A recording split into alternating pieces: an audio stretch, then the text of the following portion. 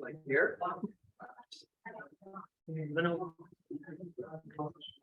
I don't know how to set it.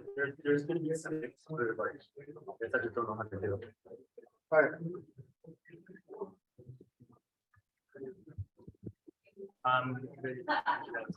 Sorry, Clicker is a problem. I didn't know how to see it. So we're gonna have to just tap it. So just take turns.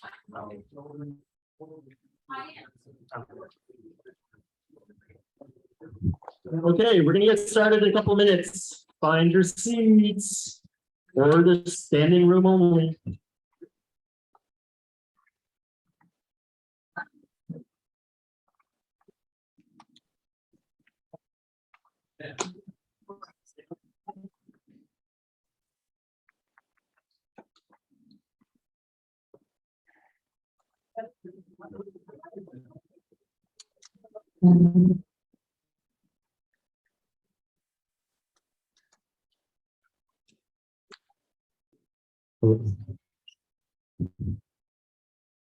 Hey, Wilson, can you hear us? Audio's good? Matt? Yeah? Good stuff. Hey, Matt. Hey, Nice to finally meet you. how you doing? Good. You want to come up here? We can have next month, right? Yeah, I'm excited to see what you guys have. Cool. It's funny, it's taking this long for us to meet, huh? Yeah. That's kind of crazy. I just hibernated, that's why. So, That's what I heard. Cool. We'll talk more.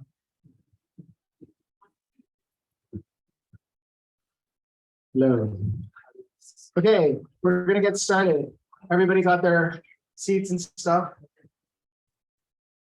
I'm gonna hold it like this. really? Yeah. You want to switch? I project more. I project more.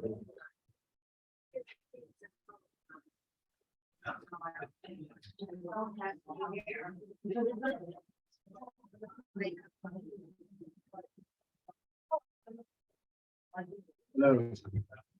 Okay. Testing. Seems fine to me. Maybe I'm low talker. Yeah, I'm not sure how. Fire. We can fix it later. I don't know how. Okay. You guys hear me okay? Okay, awesome. Thanks everybody for coming out tonight. Hopefully everybody's had a chance to grab some food at the back. Don't expect that next month. This is just a welcome back after a 2.5-year hiatus. Okay, so agenda for tonight. It's really nice to see people networking again. Obviously on Zoom, it's not the same. Sorry, all the people on Zoom. Can you guys hear us and see us okay? Awesome. Yeah, I always say your network is your net worth. It truly is. It has actually saved me thousands of dollars. I'm not going to bore you with the story, but if you ever want to hear it, come talk to me at some point. I've literally have saved hundreds of thousands of dollars through my network in mistakes I would have otherwise been making.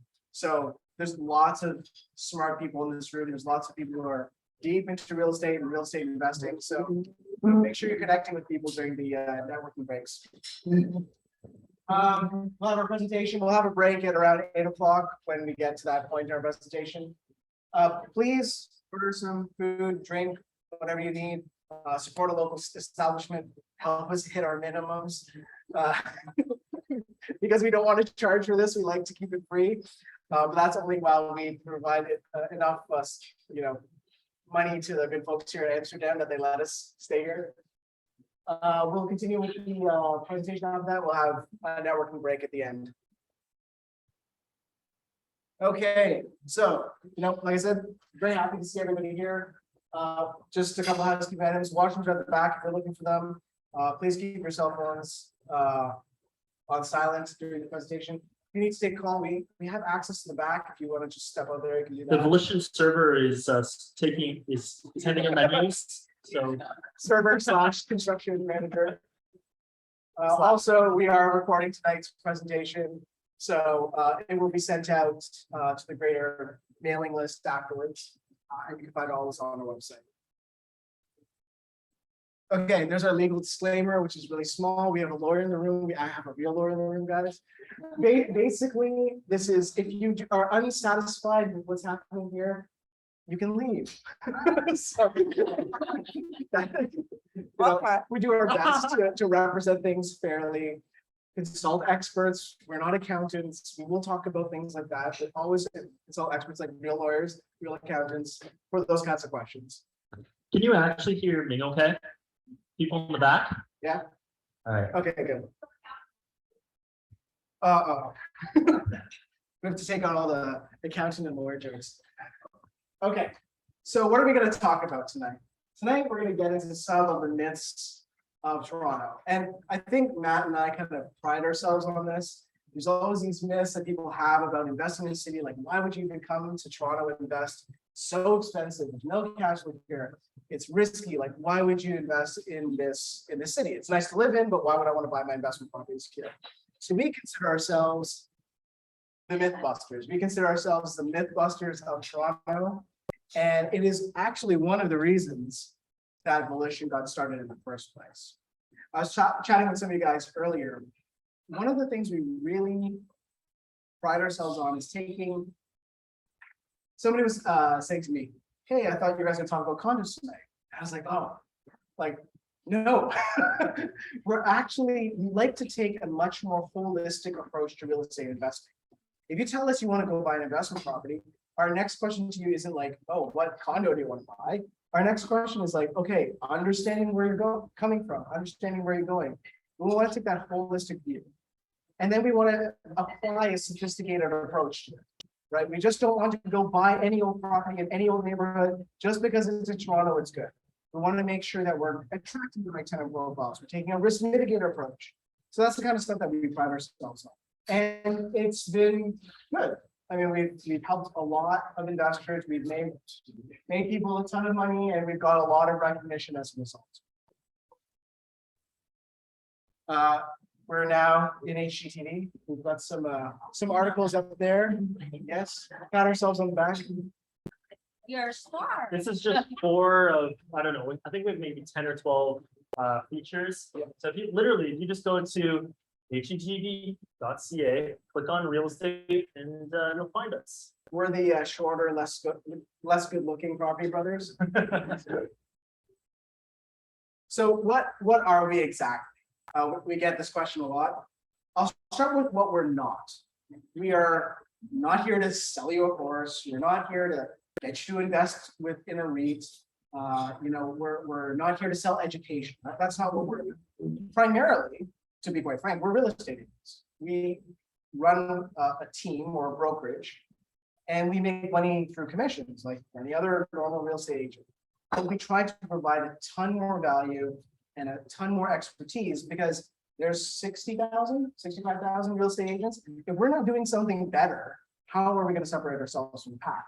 And this is how we do it. So we have 4 areas of service. First one is advisory. That's Matt.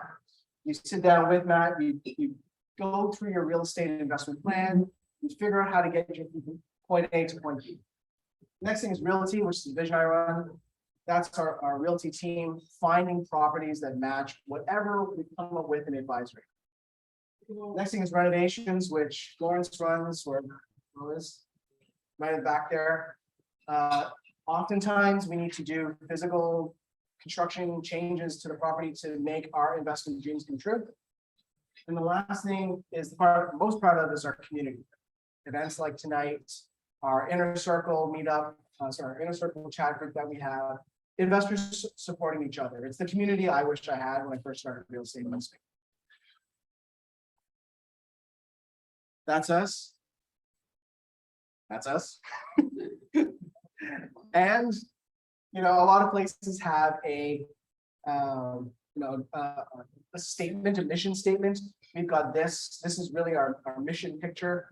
Real estate investing has so many permutations and combinations that you can go through. We try to guide you through all the different possibilities. It's not necessarily that there's one right way of doing something, but we try to eliminate the complexity behind it. This is for our clients in the room. In case we miss anybody here, let us know. Our private WhatsApp chat group for our clients. Okay, so let's get into what's happening.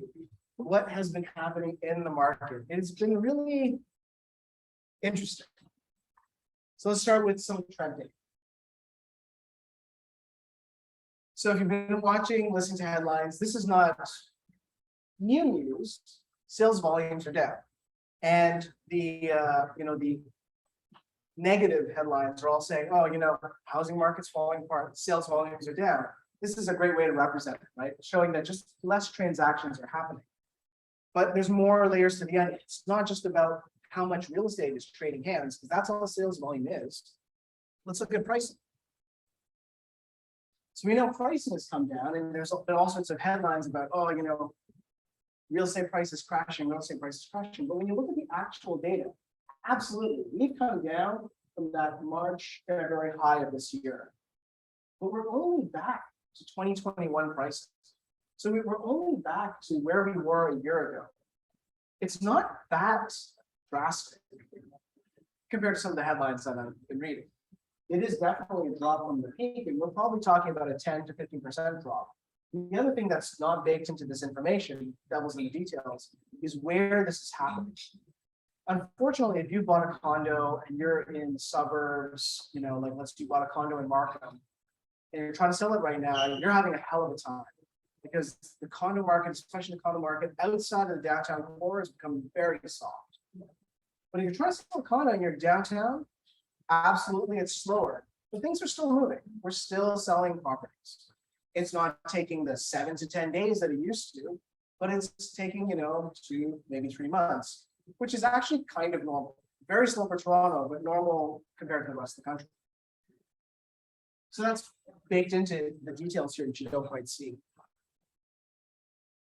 Next thing we got is new listings. We care about this because real estate supply and demand, right? Look at our supply. Our supply is actually way down. This is one of the reasons where we're not seeing as much of a drop in the market as I think some people might be expecting. We're at pretty much record low supply right now. I was at participating in an offer night Monday for we'll call it an entry-level home. It's always a popular segment of the market. It's when people are trying to jump from condos to entry-level homes. We had 31 offers on that topic. That is not a slow market, right? And this is what I mean. Like the reality of what we're seeing on the ground, some of it matches up with the headlines, but there are definitely pockets, especially, you know, key areas like the core, like here in downtown. It's just not as effective as heavily as we're seeing in some other places. And this is actually my favorite stat. So this is the sales to new listing ratio. The reason why this is a good stat is it basically tells us how easily is the inventory that's on the market being absorbed. So at the price that it's being sold at, how agreeable are people to that price? And when we see kind of May, June, July, people did not want to buy at the prices things were coming out at. That's essentially what this tells us. It's a ratio, right? So when we start to see above 55%, we know that there's kind of this agreement between I'm putting my house up for X number of dollars and people are buying it for X number of dollars. And we're seeing that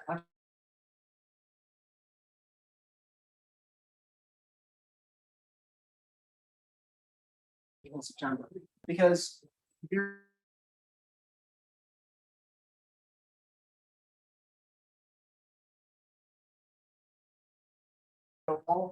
I have my theories as to where we are at, but there are people out there who are like, you know what? Market's already dropped 10-15%. I still haven't bought my house. My 90-day mortgage qualification is about to run out. I better buy now, or I'm going to have to go to the new interest rates. Right? So there's a whole segment of people who are executing in the last month or two because of this. So Ming, you were talking about. Yeah. Sorry. You were. Talk to me a little bit about what you mean when you said the fall market came early this year. Yeah, I mean, usually we start to see activity for the fall market happen after Labor Day. And it's a bit of a slow ramp up after Labor Day, 1 or 2 weeks, and then it starts to really pick up right now, actually. But it was like after Labor Day had passed, it was like light switch came on, the market went nuts again. And we're seeing these properties.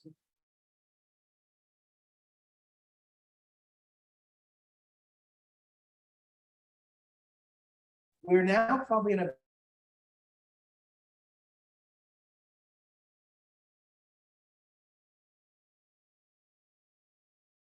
unless you're in the downtown core, then maybe you can still drive some traffic to it. But the market has taken a pretty big shift in the last couple of weeks. Okay, so diving now into our data. So for those of you who are new, what we do with Volition data, instead of just taking the information that Trev gives us, we take it a level deeper. So, you know,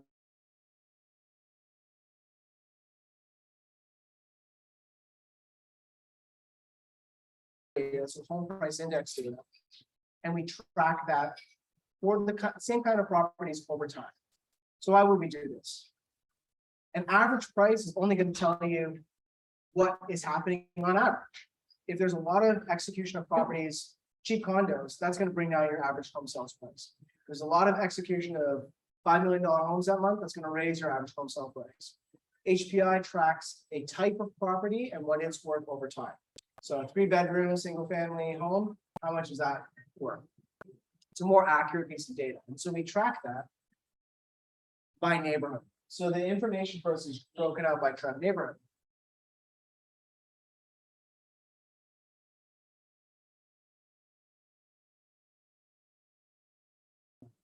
The reason we care about this is because we want to see, you know, how our investment neighborhoods are doing compared to the averages. And is what's happening, because Toronto's many cities, really, right? East York is different from, you know, the west side, and it's different from North York. And what we want to understand when we look at this kind of data is, are the influencers to the market universally applying to the town, or is it just happening to certain areas? And we have seen differences. So example, in 2017, we saw downtown stay quite resilient. Actually never really got affected in 2017. Yeah. Very little effect in 2017. We saw a little bit of a dip. But that was very different from the north of the city. So just so you know, go back. This was downtown single family detached versus the next graph is going to show you, which is uptown single family detached. So this is what Ming's talking about. So you see there, the influence of the policy changes that happened in 2017 had a much greater effect outside the city than they did in the city, right? Foreign buyers tax, things like that. That's what came in around that time. And, you know, read between the lines, it means there's more speculation, more foreign buyer, if that's really happening in the 905, outside of the core. But this time around, there's a closer correlation. So the influence of interest rates that we're seeing slow down the market.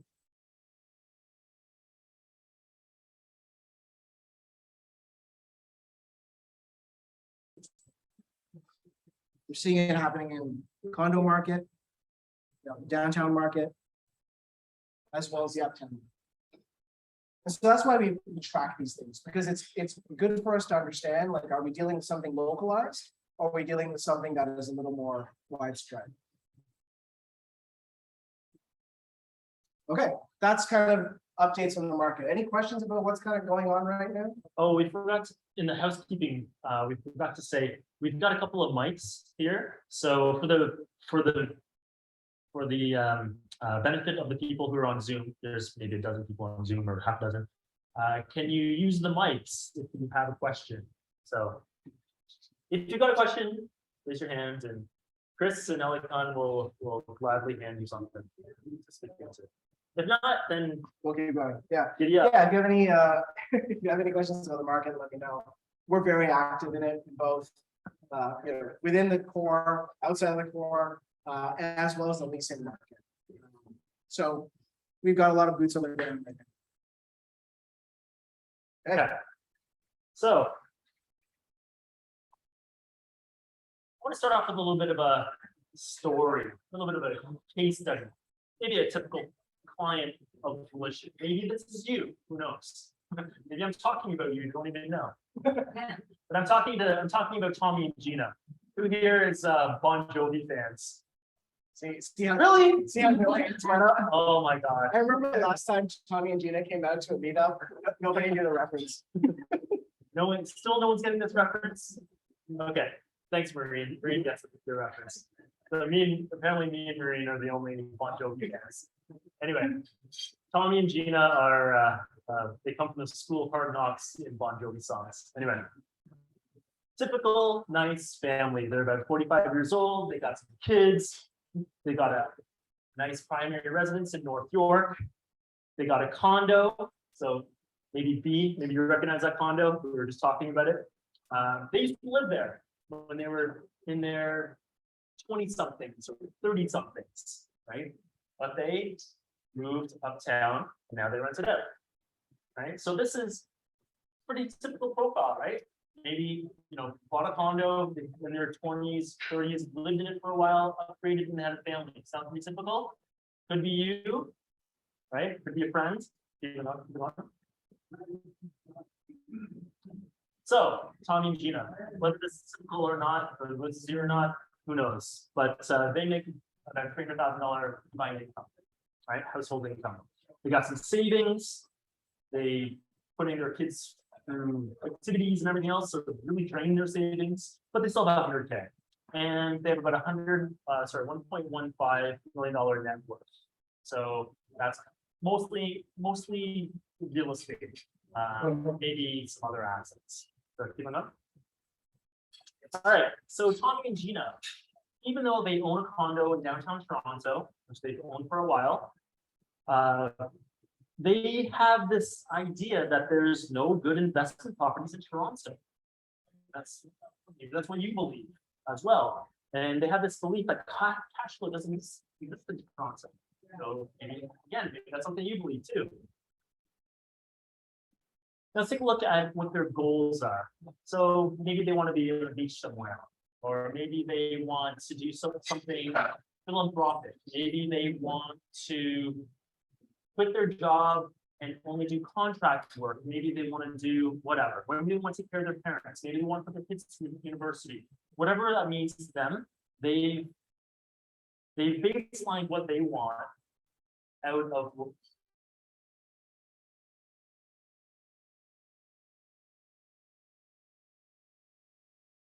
is basically replacing their income, right? So Tommy and Gina on the right side there are pulling out their hair because they do not know what to do. What do I do? What's the best strategy? Should I do this? Should I do that? Should I rent this? Should I sell that? Who knows, right? So let's dive a bit deeper. Let's see if we can help Tommy and Gina out. All right, where we're going to start is not talking about a property or a neighborhood. There's something I want to stress here. The property is the last thing you need. It's the last thing that you need. Everyone thinks it's the first thing you think about. Oh, I'm gonna buy real estate. Let's go look at a property. That's the last thing you need. The first thing you need is understand what it is that you want, your goals. Number two, your intention. We're gonna dive into that a little bit further. Go ahead. So we want to understand the role of cash flow. So here's a question for you. Does real estate always go up over time, like on the left side? Yes? Well, okay, so Maureen wants to raise her hand. Okay, who wants to raise their hand for the first one? Meaning it's a nice smooth ride on the way up. No? Okay, she's changing her answer. Who thinks it's the one on the right? If you guys don't believe that, why are you here? Okay, let's try this again. Who believes it's the one on the left? Who believes it's the one on the right? Who's abstaining? It's not voting people into Congress.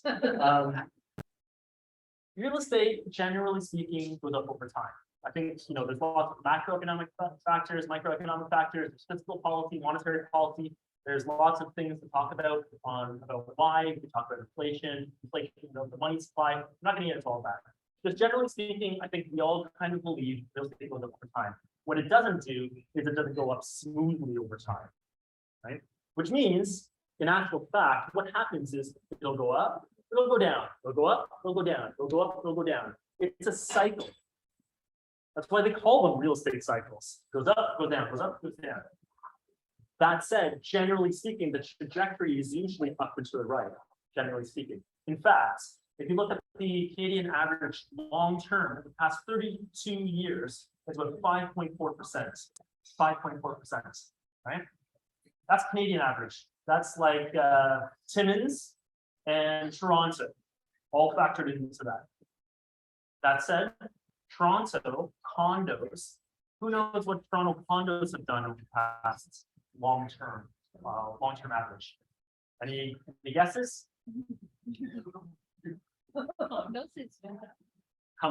What percentage?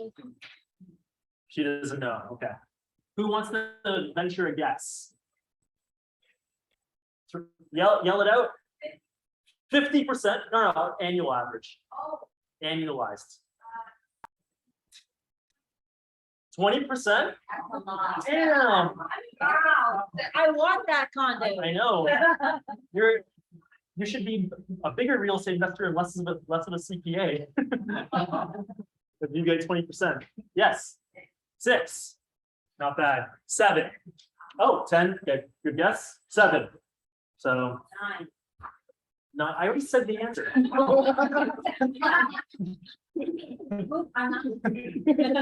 answer, okay, no, the answer 7.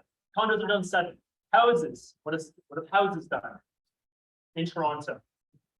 It's better than 7. Yeah, sure. What have houses done?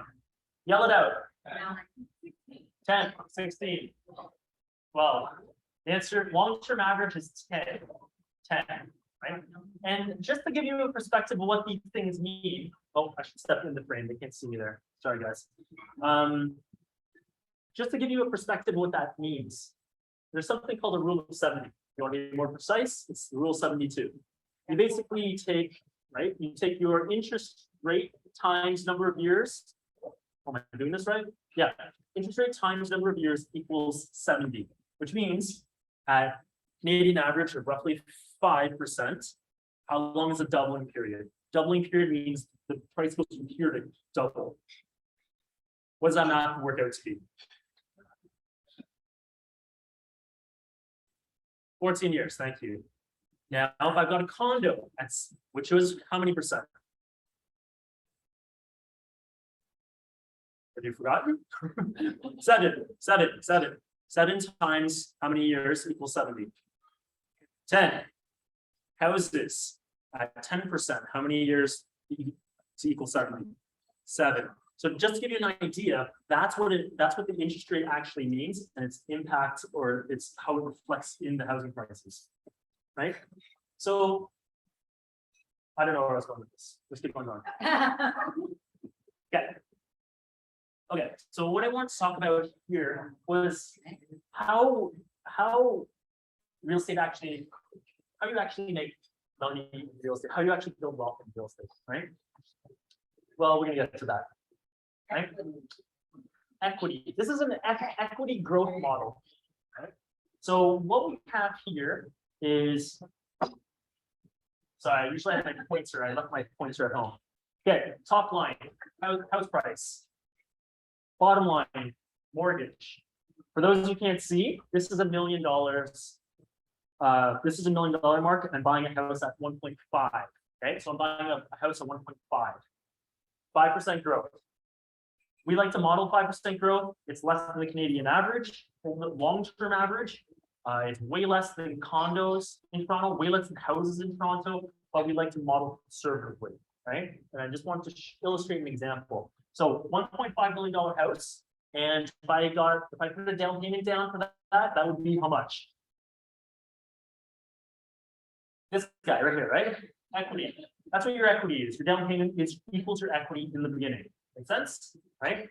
And then which means I'm starting off with a $1.2 million mortgage.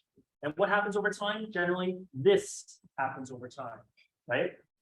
And it's just by sheer coincidence that this is just a sideways, a V like Volition on its side. So this is an equity.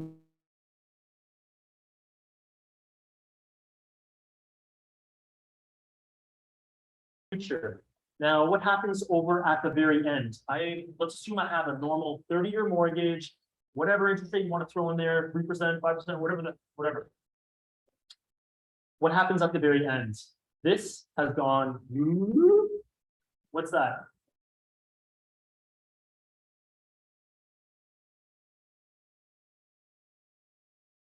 Million in 30 years. It sounds outlandish. I get it. 40 years ago, when that grandma was buying their single family home in Little Italy, they also felt like $80,000 was a lot of money when they were buying their home. And that same single family home is worth probably this $1.5 million home, right? So I get it. I know it sounds like an astronomical number. That $80,000 home didn't seem like it was ever going to be a $1.5 million home, but it eventually did become one. Okay. So what happens over time? We're in investment real estate. We're not speculators. We're not just flippers. We're not, doing all these crazy stuff. We're following a tried, tested, and true business model, which is investment real estate, which is rental, for rental properties. We have renters in our properties, which means our renter is helping us pay down that mortgage over time, right? So done right, maybe I just put in my initial investment, put some aside for a rainy day, just in case something happens. But hopefully that means the renter pays it all off over the long run, which means that my mortgage goes down to zero over the course of roughly 30 years. With me so far? Does that make sense? What have we done? We've turned $300,000, which was our initial down payment, into how much? 6.5 million. Thank you. Right? Sound like a pretty good return? We can calculate it. We have calculated it. We know what that return looks like. It's a pretty good return, right? Now let's see what else happens. So let's just say, oh yeah, man, you said 5%. There's no way real estate is making people. Okay, fine, right?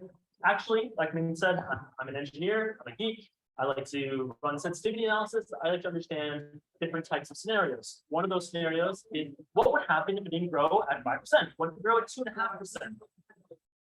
I've turned $300,000 still into $3 million of equity over the long term. Not bad. Still not bad, right? Okay, and then again, I'm an engineer, my friends are engineers, my classmates. Engineers are a pain in the ass, right? Engineers love to poke holes in your theories, in your models. That's what they love to do. Imagine working with one. Exactly. But what's funny is being an engineer and having that risk mitigation mindset is actually what makes us better investors, right? Because those risk mitigation things that you're trained, that's built into an engineer's DNA, because For example, you're building a bridge.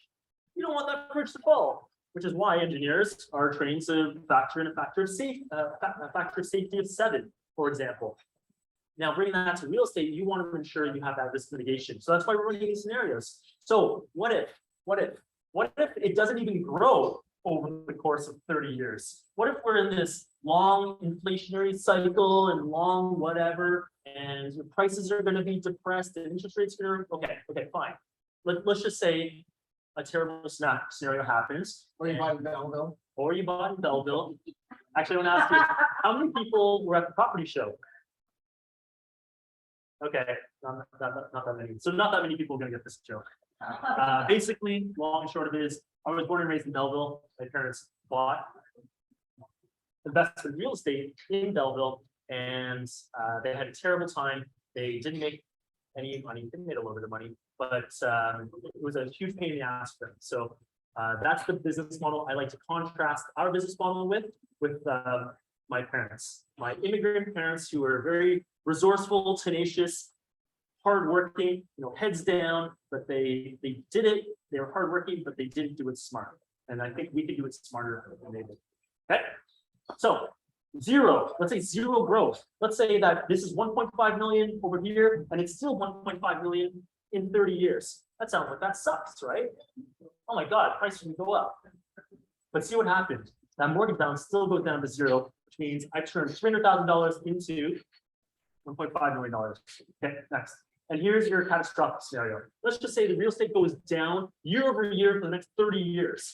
It goes down by 2.5% for 30 years. Like, I don't know if anywhere in the world has been like this, but let's just see what happens. I turned my $300,000 still into $700,000. I've still actually made money, even though I still built wealth, not as much, but I still built wealth, even though prices have come down. It went from 1.5 to 700,000. Sounds like a terrible scenario, doesn't it? But it's still not that bad.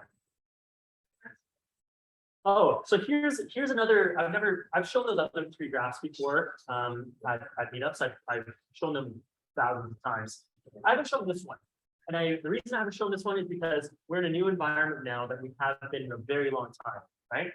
And this new environment is interest rates. Everyone's like, oh my God, interest rates, oh my God, interest rates, oh my God, interest rates. Yes, interest rates do play a role. They have an impact on our investments. So I'm not going to deny that. That said, I don't let the tail wag the dog.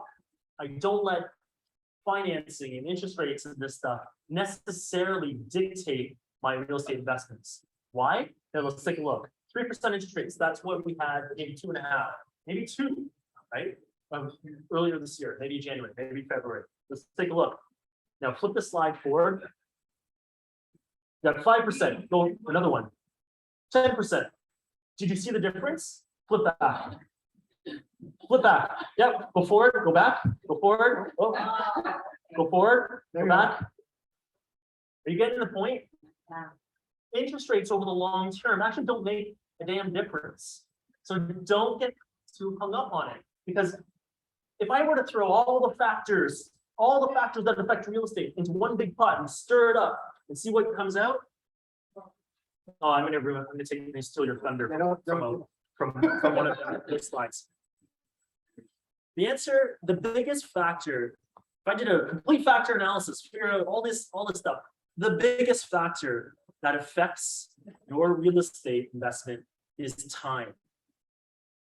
It's time. It's not the market. It's not interest rates. It's not this other crap people talk about on the headlines and the newspapers and whatever. It's time.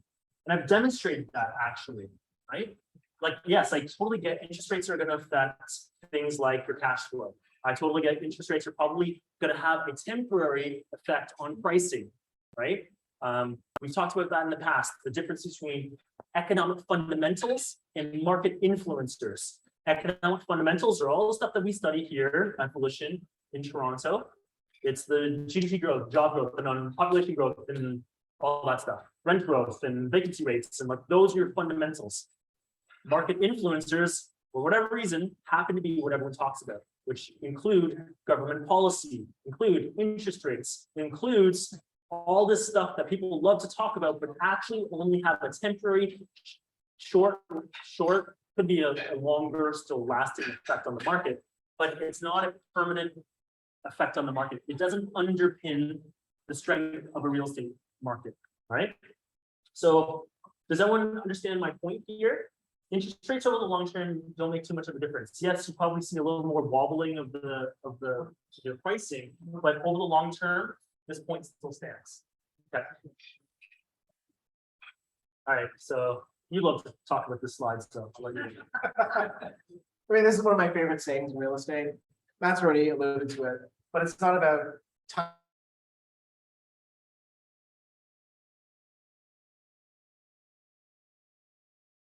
People believing maybe we're at the bottom. If we are, I don't know, right?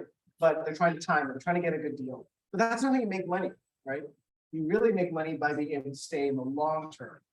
And you notice the question at the beginning of this whole section was asking about cash flow. We've not talked about cash flow yet.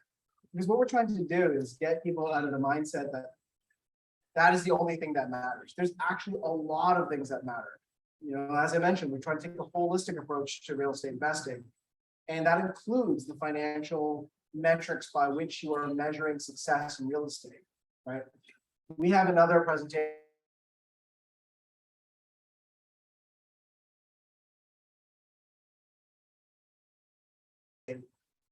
Oftentimes, cash on cash is a very cash on cash is your cash flow. It's a very small return overall in your real estate portfolio. Yeah. So the only thing I want to add here is leave it. So it would suck if I bought something today and it went down by 100 grand tomorrow. Wouldn't it? Wouldn't that be like, oh my God, I want to jump off a ledge? Like, that sounds like a catastrophic scenario, though, right? That said, if you understand some of the stuff that we've already talked about and some of the stuff we're going to get into, you'll understand how real estate actually works, how it actually builds wealth, and your level of knowledge will transcend pretty much everyone else's, right?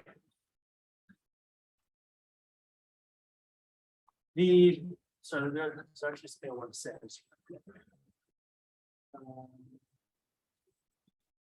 Okay. The point here is that even if I were to buy something and it would go down 100 grand tomorrow, I would want that. But if I understand how real estate actually works, not that bad. I can live. My business model accounts for it and is a risk mitigated business model, and my model will work regardless, even if it goes down tomorrow. That's because we understand, again, that real estate is cyclic. It might go down. I might buy here and it goes down to here, but what does it eventually do? It continues on its upward trend. As long as you've bought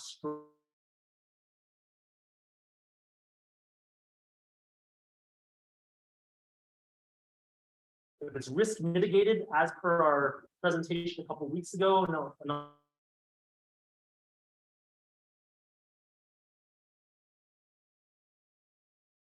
Business models, that's what matters. So there's a lot of people who would think that this really sucks. Yeah, it would suck, but for me, it doesn't matter.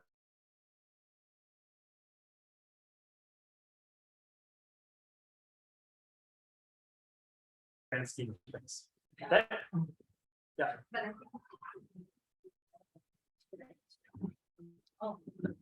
So Maureen asked or said, I think it makes a difference. It makes a difference to the person if you what? If you're buying to own versus buying to rent. Actually, doesn't. Let me ask you, why? She said in the short term, it makes a difference. Let me ask you why.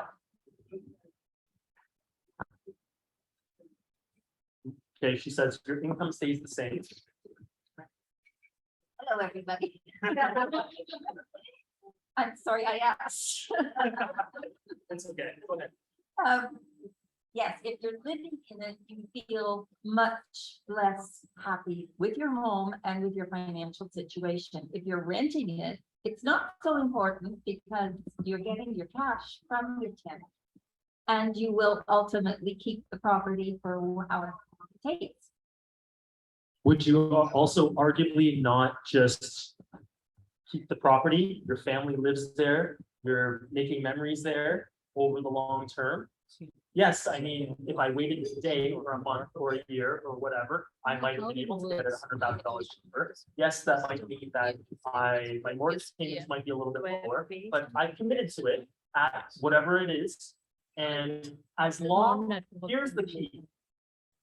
As long as I'm not forced to sell into a downturn. If I'm forced to sell into a downturn, that is where I was shot off my back. So like, we're talking about this business model and like, here's a strong business model. Basically, it's a buy and hold. That's, short and sweet. We're trying to advocate buy and hold business models. The risk, as Matt alluded to, I don't call them bad. There's different business models, but they're more risky, right? Flipping is a perfect example. People don't understand that flipping is actually very risky. In the market, they call it theta risk. In real estate, you'll call it timing the market. But basically, you need to time the market so that it's up or even when you exit your construction. Some of these projects are massive. They take a year or 2 years. Do you know what the market's going to be like in 2 years from now? I don't know what the market's going to be like in 2 years from now. It's very, very hard to predict what's going to happen. And that's where the risk comes in flipping.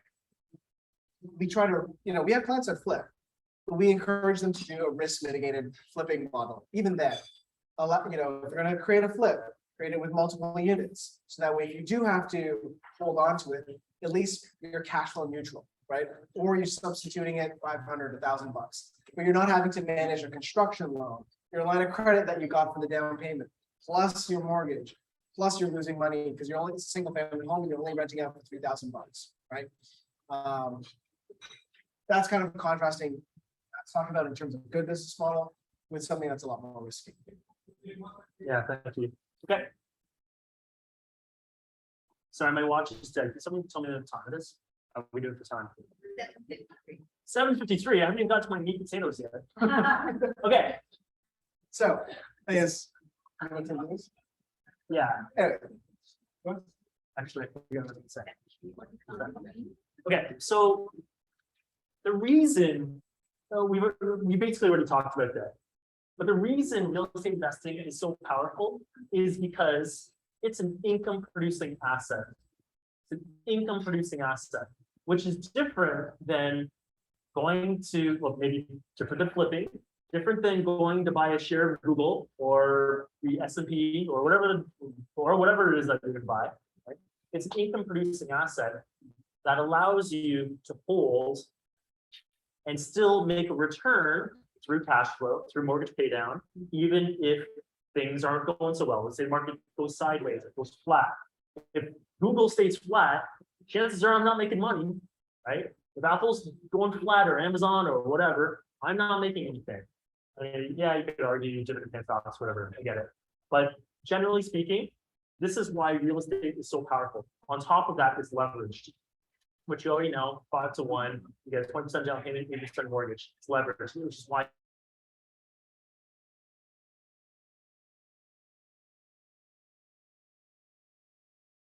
But Okay, well, let's dive into cash flow itself.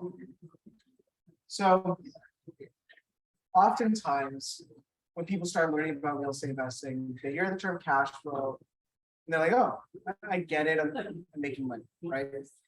So we wanted to put cash flow into perspective on what it means in terms of returns and also what it means in terms of you as an investor in an order of priority.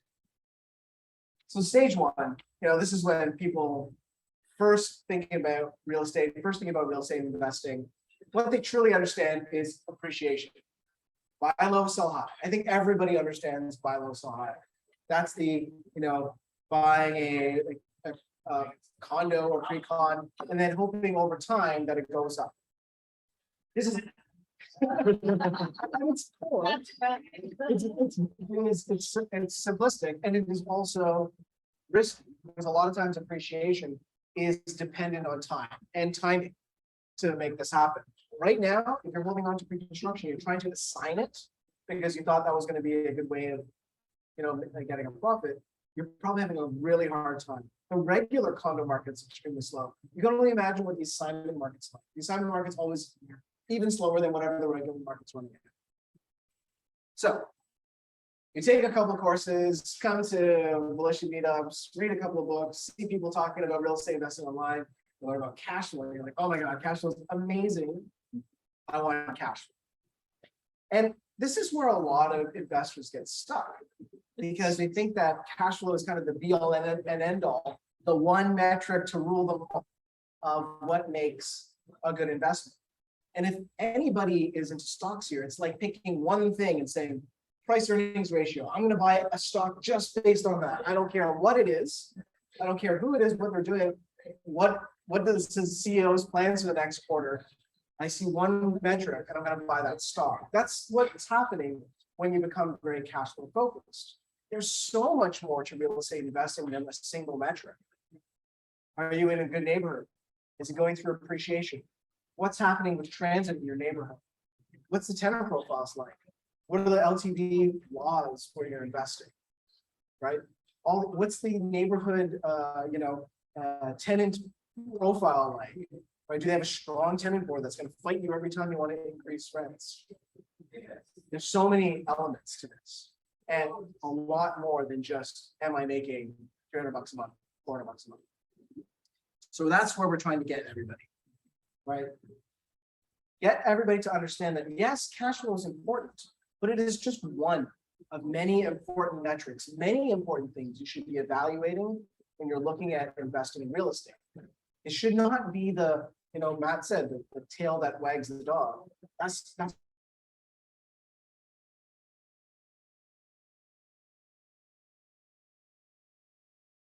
don't get into cash flow at the detriment of some of the other important things that give you returns in real estate and allow you to hold for the long term. Sorry, just stay there for a sec. Sure, back. So for those of you who've been around the Volition circuit for a while, you've heard us say or present this.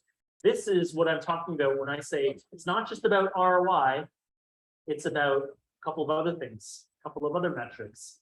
It's about headache adjusted ROI and risk adjusted ROI. That concept actually exists in finance. It doesn't exist in real estate. I don't know why. It doesn't make any sense. But risk adjusted ROI, in the same way that if I could make 8% by buying a blue chip, or I can make 8% by buying a penny stock, I'm sure as hell buying the blue chip, right? Because of the risk factor, similar to what we're talking about here. Okay. So, that said, does cash flow really matter? And I've told the story before, but for those of you who are new here, back in the day when I was a young, naive investor, I was talking to one of my mentors, and I had found this property, which was cash flowing $500 a month. Everything else in the neighborhood was cash flowing about $300 a month. And I was like super proud. I went to my mentor, I'm like, look how awesome I am. I have got this property here, which is cash flowing $200 more a month. And he said to me, awesome. So you're gonna retire now? I was like, what? He's like, yeah. What are you gonna do with that extra $200? You gonna retire now? And I was taken back, because that was his way of saying, like, that's great, but he was absolutely right. What is that $200 additional a month actually gonna do? Am I do I have all those investment fundamentals? Am I in a neighborhood of gentrification growth? Is there good public transit coming in? Do I have the target tenant profile I'm looking for? All those things over $200 a month. Because in reality, what are you doing with that $200 a month? It's not enough to retire off. It's actually not much to make a damn difference in your life, really. Maybe you're going out for a nice dinner. That's about it. And that's kind of the placement we want you to think of with cash flow. Yes, you do need it. It is important. It does matter. But it's not at the detriment of all else. So there's this like salacious statement up here. Cash flow in Toronto is less because the market is less risky. Exactly what Matt was talking about. A blue chip stock is less risky. There's established companies. Toronto is less risky. It's an established market. When the auto industry is doing bad, does that impact jobs here in Toronto? No, maybe a bit. When the financial sector is doing bad, does it impact jobs in Toronto? A little bit more, but we have more than just the financial sector. We've got tech, we've got healthcare, we have consulting firms, we have a diverse, strong, we're the economic engine of this country. A lot of things have to go wrong for job growth, for population to shrink in this city, right? Remember, the value of real estate is driven by the demand of people who are trying to buy in the city. And when we're increasing our population by 100, 200,000 people every year, that's bigger than the town I live in right now. Every year, we're growing by the rate of a small town. Of course, we're seeing prices rising. We can't keep up. We're not even close to providing enough new condos and new starts to keep up with that. So, those of you who are a little more sophisticated have maybe heard of the term cap rates, capitalization rates. Cap rates in smaller markets are higher. Why? Because they're risky. You get more return in a more risky market. In Toronto, cap rates are lower. Why? Because it's less risky. And institutional investors understand this, and they're willing to get less returns for less risks. It's not to say investing in a small market is bad. Just understand that different markets are giving you different returns for a reason.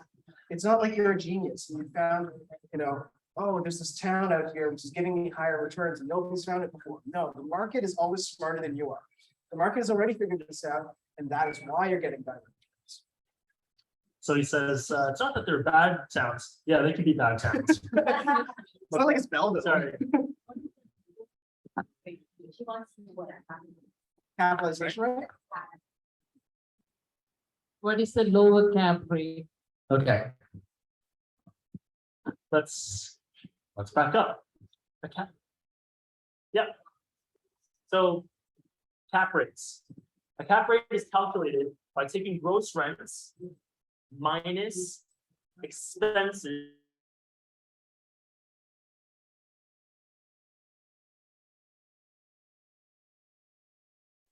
and then you divide that by the purchase price and you come out with a percentage. In Toronto, cap rates are anywhere from between 3/4, 4%, or 4.25%. That's about typical, maybe 4.5%, right? So it basically lower cap rate means lower cash flow, right? I'll contrast that with the flow of other markets. Go to a smaller town, 6 cap, 8 cap. So the bad town that I was talking about just a few moments ago, I had a buddy. He's like,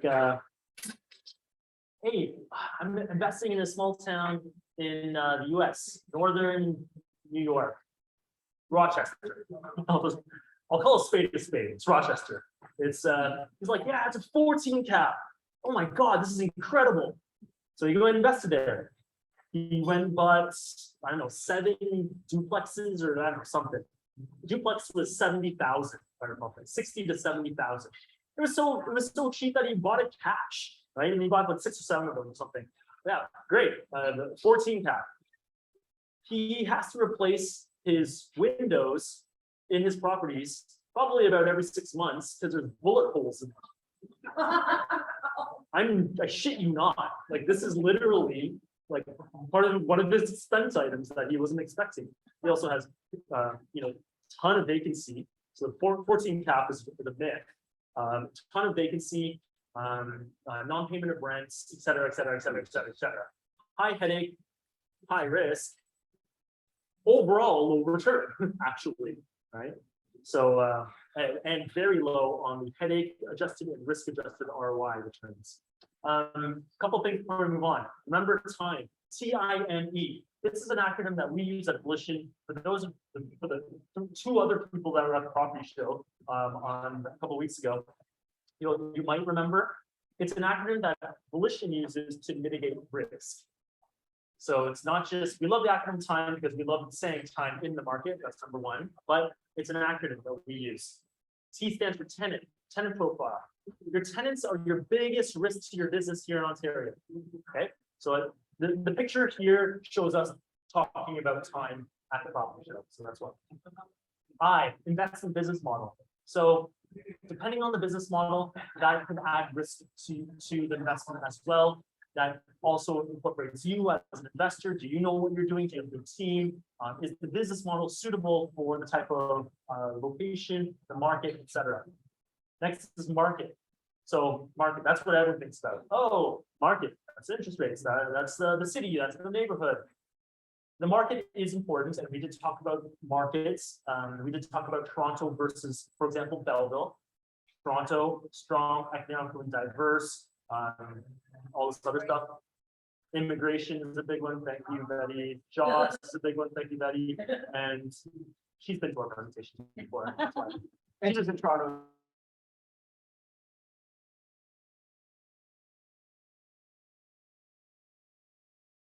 Samaya?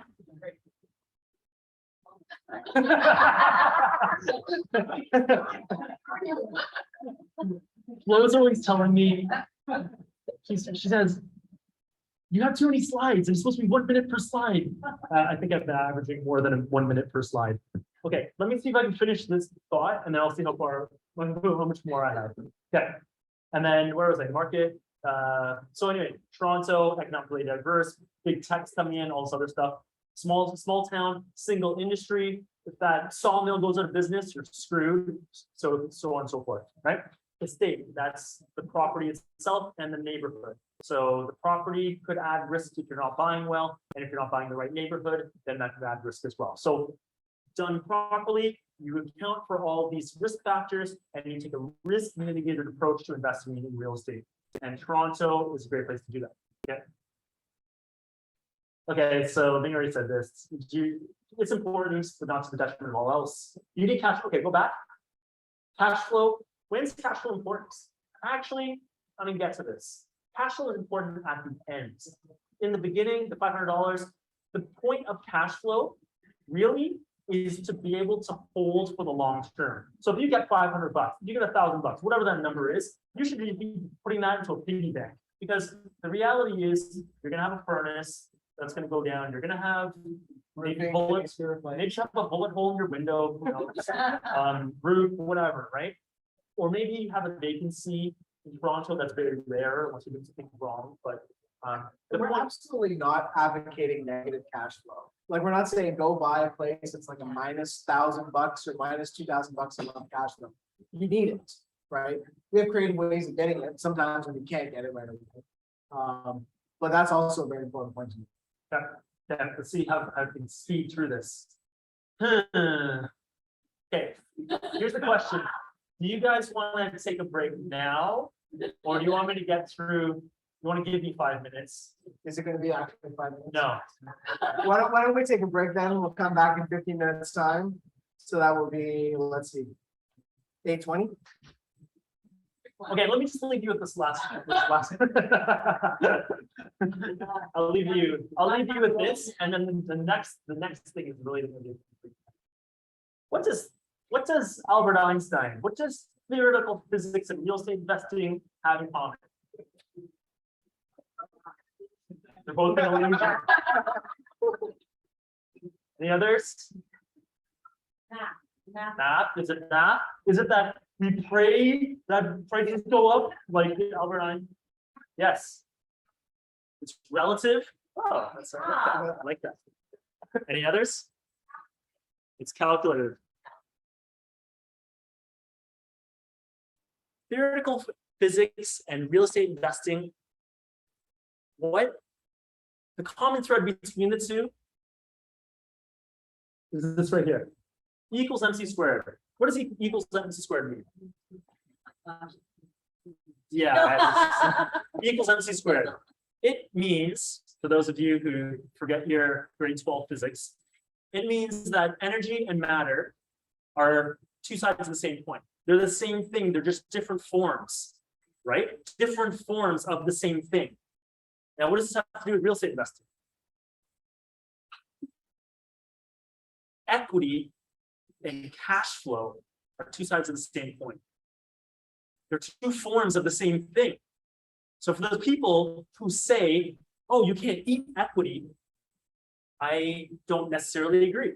Done properly, equity can be transformed into cash flow.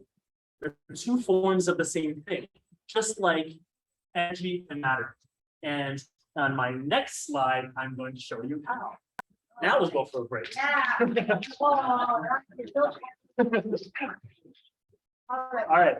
Please grab a drink, support, So I think Andrew's manning the bar. Yep. Yep. And he's not here right now, but Andrew's manning the bar. And please support a local establishment. Please help us hit our minimums. And we'll be back in 15 minutes. All right. Good.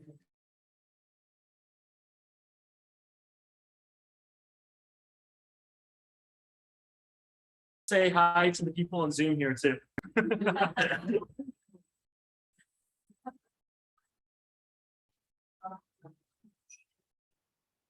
She didn't go. Okay.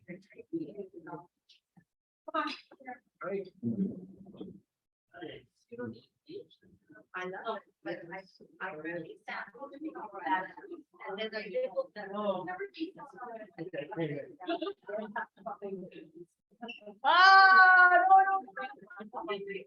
Oh, no, I mean, they had.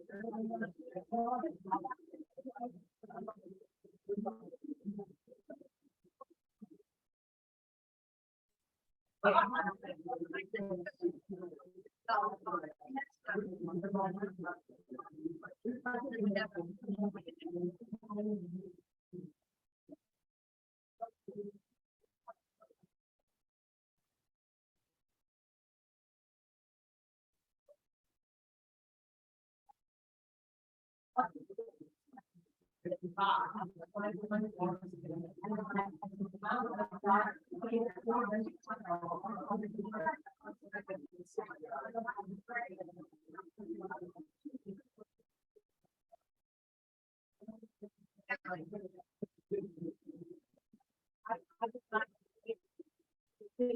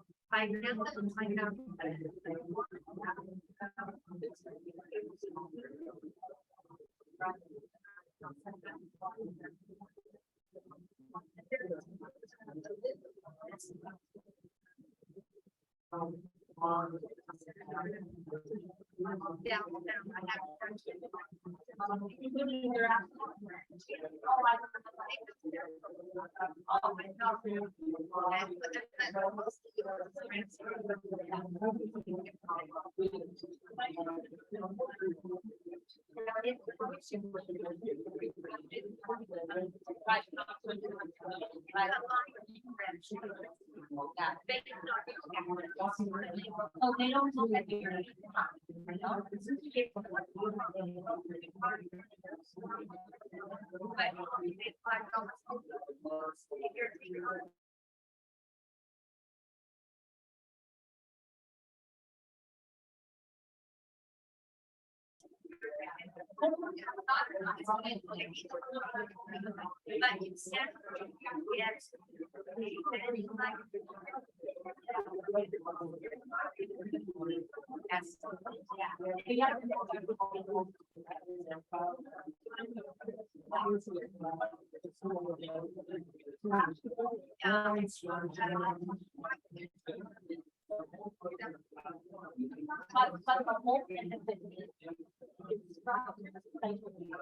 Then you pay down faster and you make money on your project. So.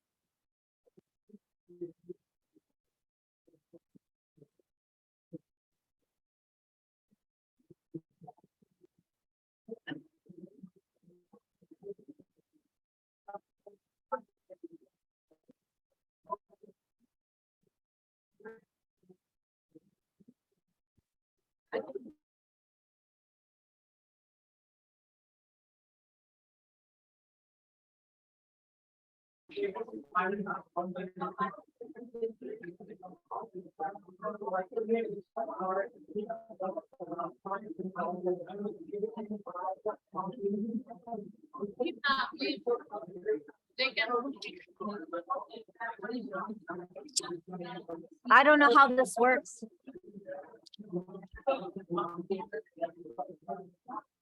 Maybe go this way.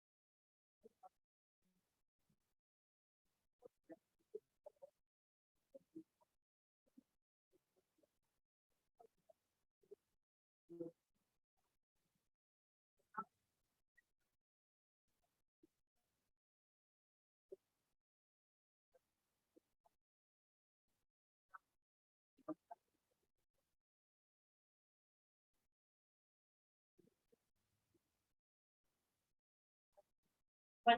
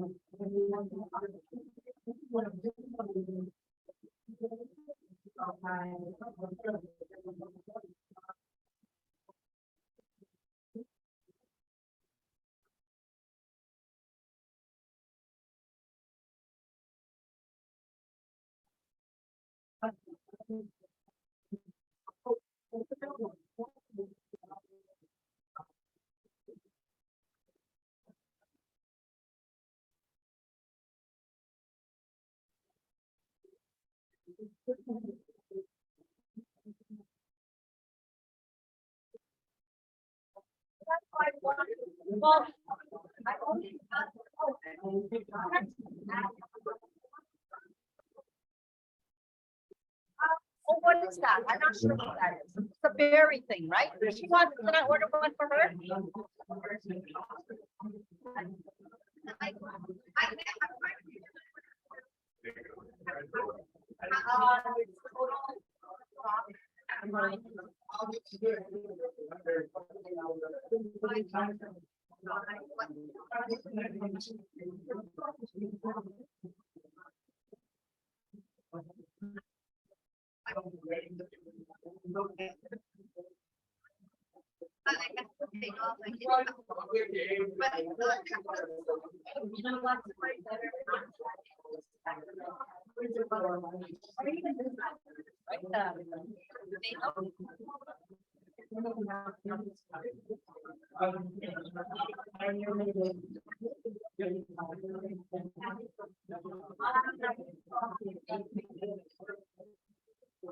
Thank you. How'd you know that was mine? I haven't. Oh, oh, that's yours? No. Oh, but didn't we order one?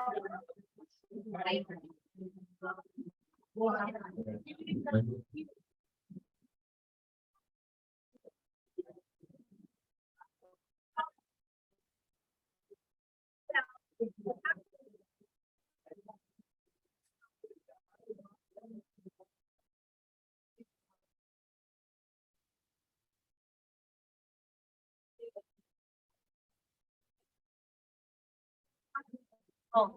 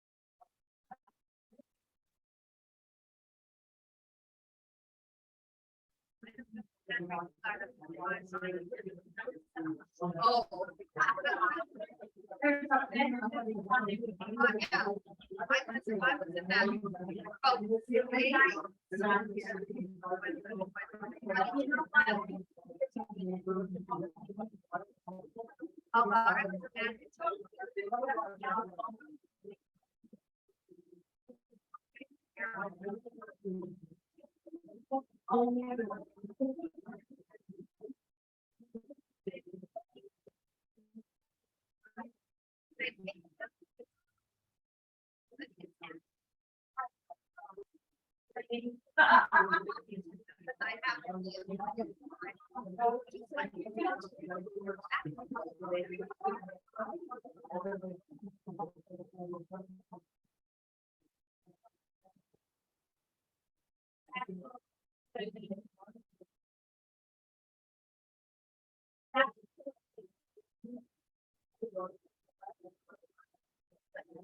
Yeah, but it's.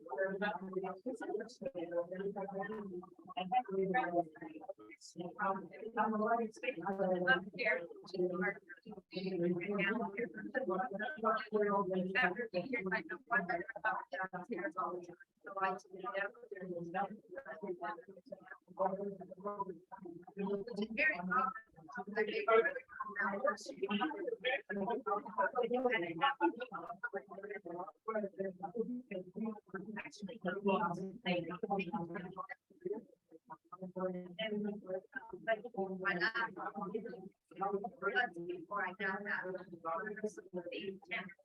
I increased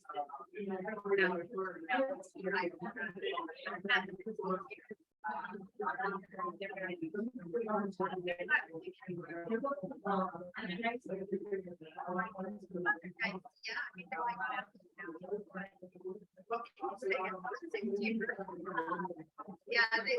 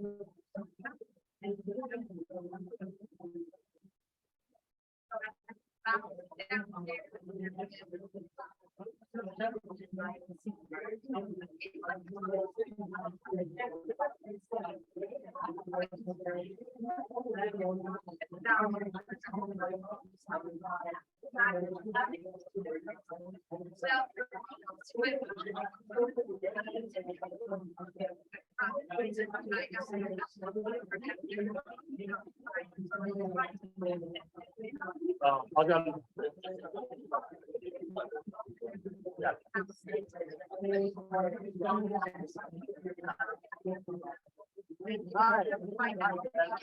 Sorry, I didn't get to tonight.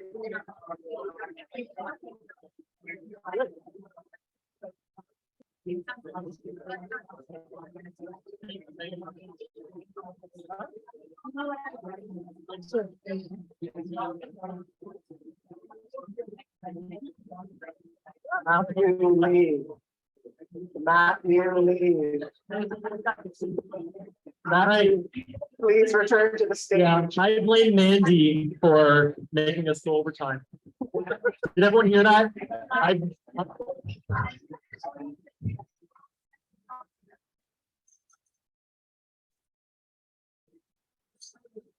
You have to do it up to your mic. Hey, we're overtime. Where's our timekeeper? I blame Mandy for making me pay. I blame Mandy for us being late. Okay, let's get started again.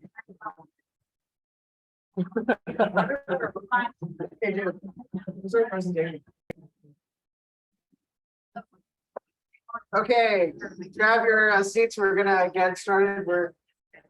We don't want to go too late. That ship has sailed.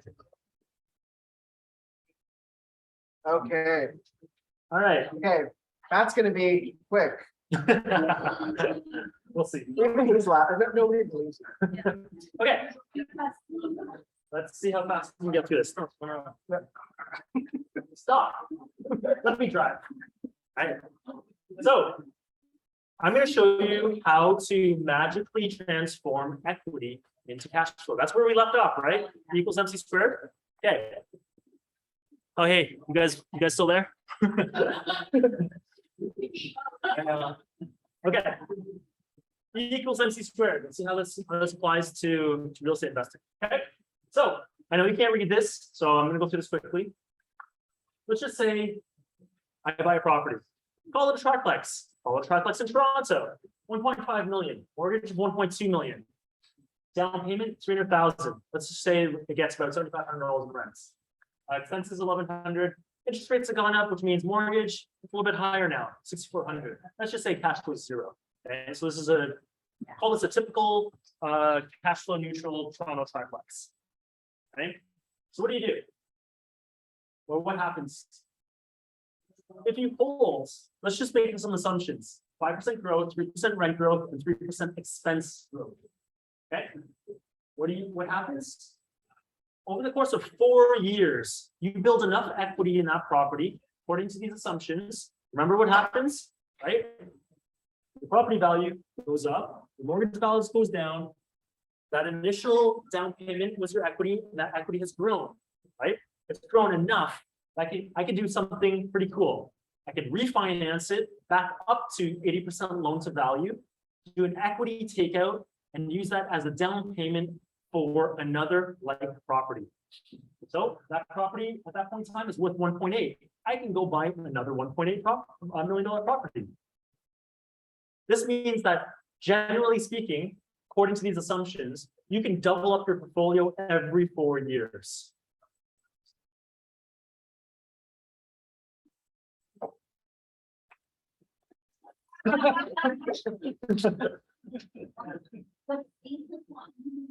Income does have something to do with it. Thank you. So Betty asks, does income have anything to do with it? Income in terms of rents? Yes. So 3% rent growth, right? So if you follow that trajectory as well, those rents will help offset the higher financing charges. So this is why it's really important to buy in the right markets, right? So even if I bought in some other market where prices have gone up and rents haven't gone up, I can't necessarily, I can refinance, but I'll be into cash flow negative territory, right? If rents aren't growing.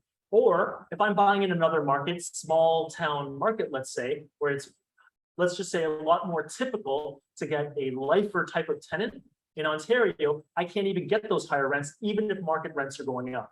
Market rents are going up. I still have a lifer in there, can't get them out, can't get the higher rents. The highest I can raise rents.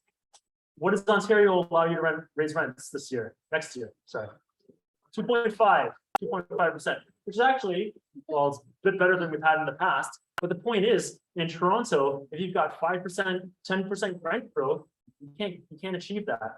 I was just telling Zena, Zeta? Someone here. Sorry, I'm bad at things.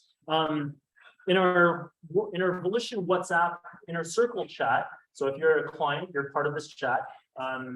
There's about 100 of our Volition investors in there, and I think we probably own and control probably 500 units in downtown Toronto. Oh, there she is. She was in the washroom. Not to put you on the spot, but we took a quick poll and asked people, how are you, like, what are people getting in rents on turnover? People were getting anywhere from $150, $200, $250 increase year over year from last year, rent increase for their units. Of course, you could argue, yes, they did dip from the beginning of COVID. We're actually, we're back to pre-COVID rents and then some, right? The point is that we're into good rent growth in Ontario, in Toronto, which can't be said for all markets. And because of our tenant profile, remember we talked about tenants, our tenants, that I didn't really get into them too quickly, so I'll get into them quickly now. Professional millennial, university educated, 2 to 5 years out of school, working at a firm downtown Toronto, making $68K, right? And they're not lifers, they move every 12 to 18 months. For transient tenant profile. That tenant profile allows us, when they move out, to get the higher rents. The business model all works together in a way to allow this to happen. Okay, so I'm refinancing and I'm doubling up my portfolio in 4 years. So in theory, in year 8, I can double up again. It's 1 to 2, 2 to 4. Yes, I get it. There's things like mortgage qualification that stand in the way. Anyway, I understand that. There's certain assumptions here built in that you can qualify for a mortgage. And then there's strategies. If you can't qualify for the mortgage, there's other strategies to keep on building your portfolio too. I won't get into them now. Okay. Okay, you can't see that. Year 12. Maybe you keep on building your portfolio. What are prices now? Prices are at 2.7. This is 5% rent growth. That's right, 5% property growth. Then what do? I'm in year 12. I got 8 properties. Maybe this is you now. Who knows? Maybe what you do is at that point in time, you go, okay.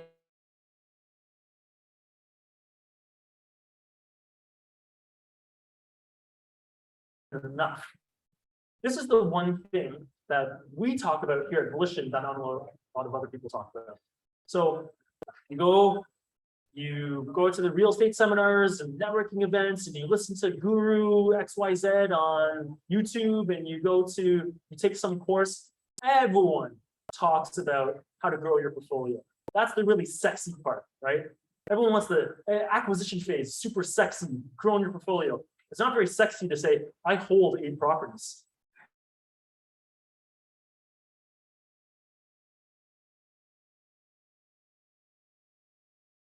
But we're going to talk about something that's not sexy, because it's important. So what are we going to do? Let's talk about the hold phase. What do you do during the hold phase? What do? You hold. How long do you hold? That's the question. If you hold at 5% rent growth for 6 years, you reach a magical point. What is that magical point that I'm talking about? For those who can't see it, it says 50% LTV. What's magical about 50% LTV? Any guesses?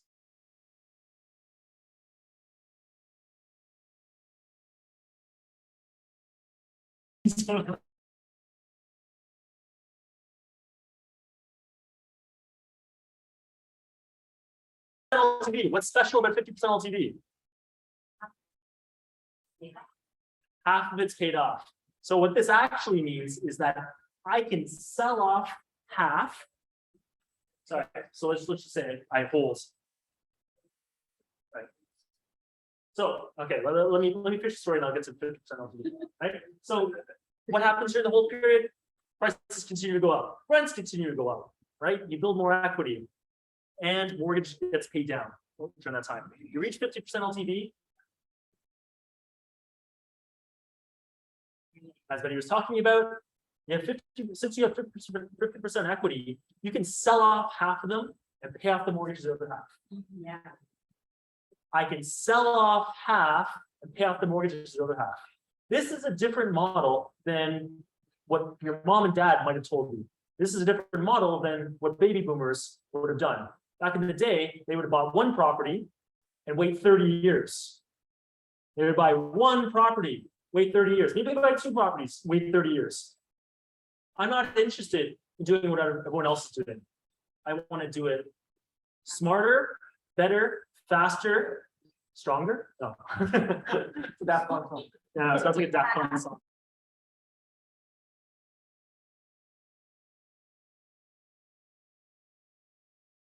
Fewer properties. Oh my God, I only have 4 properties.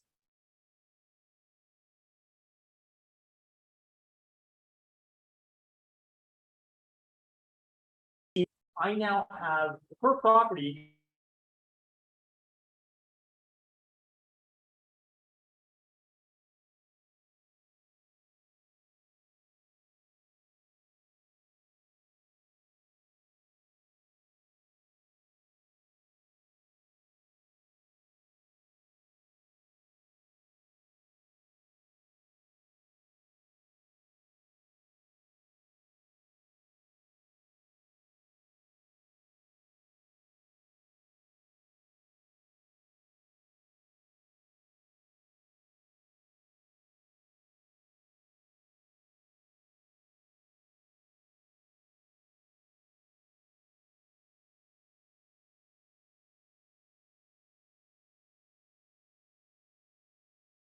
$500 of expenses. Makes no difference. Even if it's $3,000.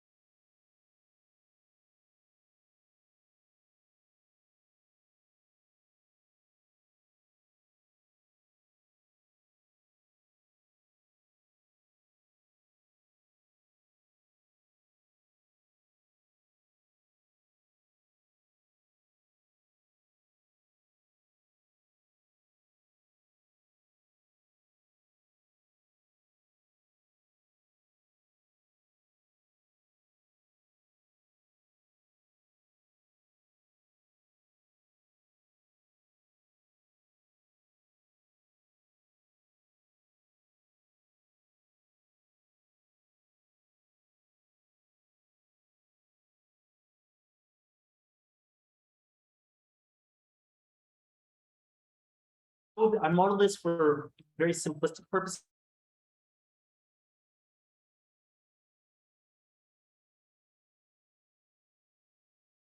Cap gains when you go to and disposition fees. So those damn realtors take their cut, right? And the damn government takes their cut. So cap gains is one thing to consider, and the other one to consider is realtor fees, generally speaking. There's other fees as well. If you get to 45% LTV instead of 50% LTV, again, I just did it for simplicity to understand the concept. That will cover the differential of what you're talking about. The other thing you want to do is you want to sell your most recently acquired properties, actually, right? Why? Ask the accountant. She'll know. You got a CPA in the room. Do we have two CPAs? The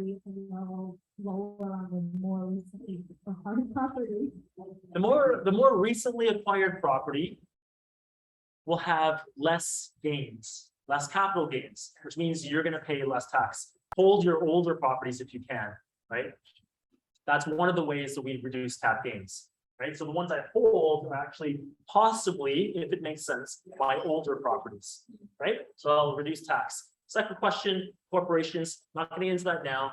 I hate giving this answer, but the answer is it depends, right? So you could have a lot of properties all held personally, and that might make sense. You might have a lot of properties in a corporation, and that might make sense. People think about corporations in the wrong way, actually. They're like, oh, corporations help me save tax or reduce liability. Actually, it's not necessarily true, right? So the reason it's not necessarily true is because of the way taxation works in a corporation. Where it makes sense, it can make sense for estates and intergenerational wealth transfer. So tax, like estate planning, essentially. That's number one. That's a really good reason. Another really good reason is if you are self-employed. If you're self-employed, you make a bunch of your money in a corp. Small business taxation rate is 12.2%, if I'm not mistaken, right? And up to your first $500,000 of earnings, which means you get taxed at a lot less than your personal tax rate. If I keep that in the corporate structure, you might not want to invest within that corp. You'll probably open up another corp and do a shareholder loan. But if you invest using a corp, then you don't take it out personally. You don't get that personal tax liability, right? So hopefully I haven't overstepped my bounds. And I'm getting slapped on the wrist by these two accountants here. That's why we have a legal disclaimer. That's why we have a legal disclaimer, right? But I don't want to go into too much. Does that suffice? Okay, thanks. All right. So let's get to this. What does it say? You can't see it, but what it says is about $11,000 cash flow, $13,000 of rent, $1,900 of expenses, about $11,000 of cash flow. Time is the biggest determinant of success in real estate investing. Time. Of course, you got, obviously, you're investing right in markets, do it smart, mitigate risk, but time is the biggest determinant of your success, right? So cash flow, each property, 11,000 times 4, 4,000. Monthly. Multiply that by 12, you're somewhere in $500,000, right? This seems outlandish. But look what we've done. We've turned energy into matter. We've turned equity. I can't eat equity. Sure as hell can, if you know what the hell you're doing, right? You can turn equity into cash flow. That's what we're doing here. E equals MC squared, right? Two sides of the same coin. You can turn equity into cash flow if you know what you're doing. If you understand real estate and the mechanisms through which you build wealth in real estate, you realize I can play with these levers and I can turn these dials. You can optimize your situation to get to best outcomes. This is a pretty good outcome, right? What do you think? Oh, Ming's putting a timer up here. He's telling me that I'm already over time. Was this worth it though? Was this worth me taking a few extra minutes to explain? It's good stuff, but don't encourage it, guys.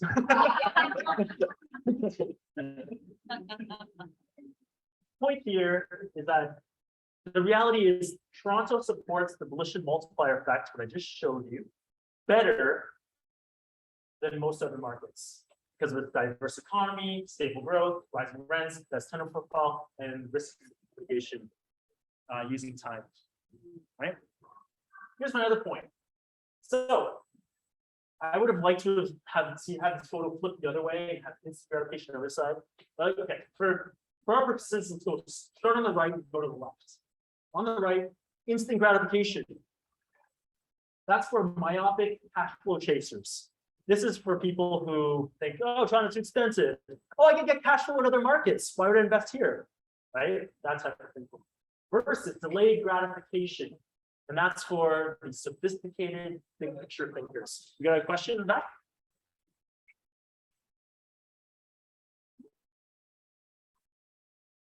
It's 8:58. Looks like we're going to go over time. Are you charging? Just speak loudly. Yep. Just wanted to-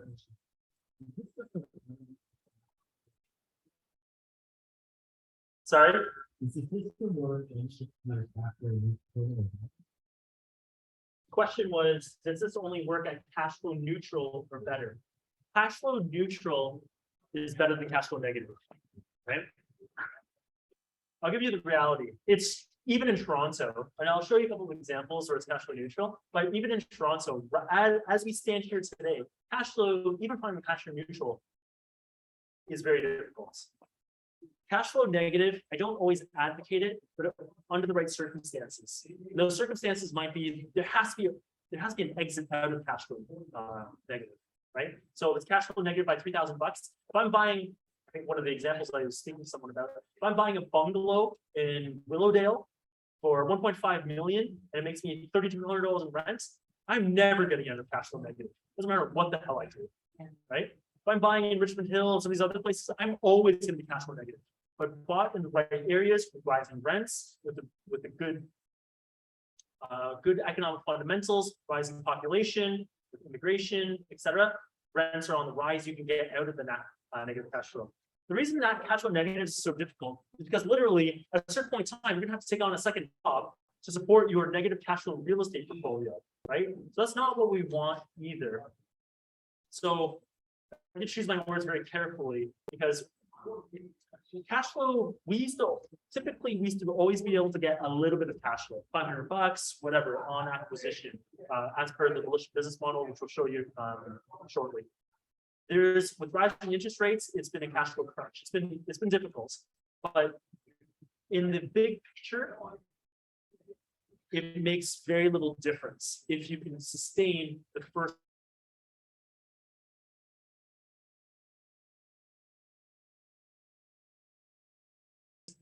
Here's the other thing you can do. You have cash flow negative. I've got a really cool strategy I'm going to show you later, and I'll show you that later, but I'll talk about a couple things now. You can do things like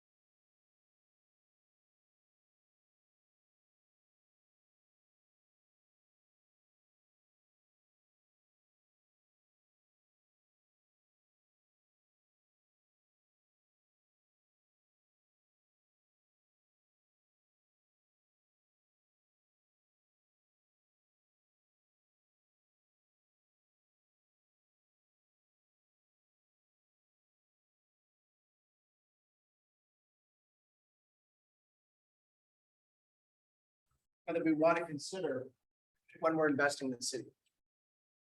We've talked ad nauseum about some of the factors, but basically, this is a cheat sheet. We've gone, looked at tenant profiles, we've gone, looked at public transit, areas of gentrification, where price to rent ratios make sense. You name it, we put it in here. And we now have created this interactive map, which we have for our clients, to go through and understand all the different areas that you could invest. Simply, red is good, blue is almost as good, and everywhere else you don't really want to invest, right? So this is the cheat sheet, right? And this is basically where we're trying to get our clients to invest. Any questions?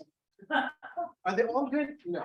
So like, we are making some broad assumptions that every street within this area is good, but that's not the case. I always say, if you don't know the difference between Withrow Park and Hyde Park and Moss Park, don't invest in Toronto, they're not all parks, right? You should know, and there is a difference at a street by street level, right? And it is important. Like Jones, for example, there's one street, not so great, one street over, much better. So even within this, there's a level of granularity, which you have to be very aware of. But broad terms, this is where you'd be wanting to invest. The reason that this works, by the way, and we didn't talk about tenants that much in this presentation, but it really is because we identified our target tenant demographic first and then built the business model around them. That's different than buying a property and hoping for the best. Yeah. Buying a property and like from, like, maybe I'll get someone to rent it, right? Different from the 14 cap and who's going to rent this. It's who's my ideal tenant profile, what are they going to pay, understanding our customer to the nth degree, and then working backwards to find the property that supports. And then most importantly is where do they want to live? You want to figure out what they want and give it to them. So who our tenant profile is, generally speaking, a professional millennial. I just talked to university educated 2 years at school, all that crap. They work here and they live here as well in the core. However, about 20% of those professional millennials don't want to live in the concrete jungle. They don't want to live in a glass tower. They don't want to wait for 5 minutes for an elevator. And I'd say that number's probably climbing since COVID. Since COVID, actually, Right.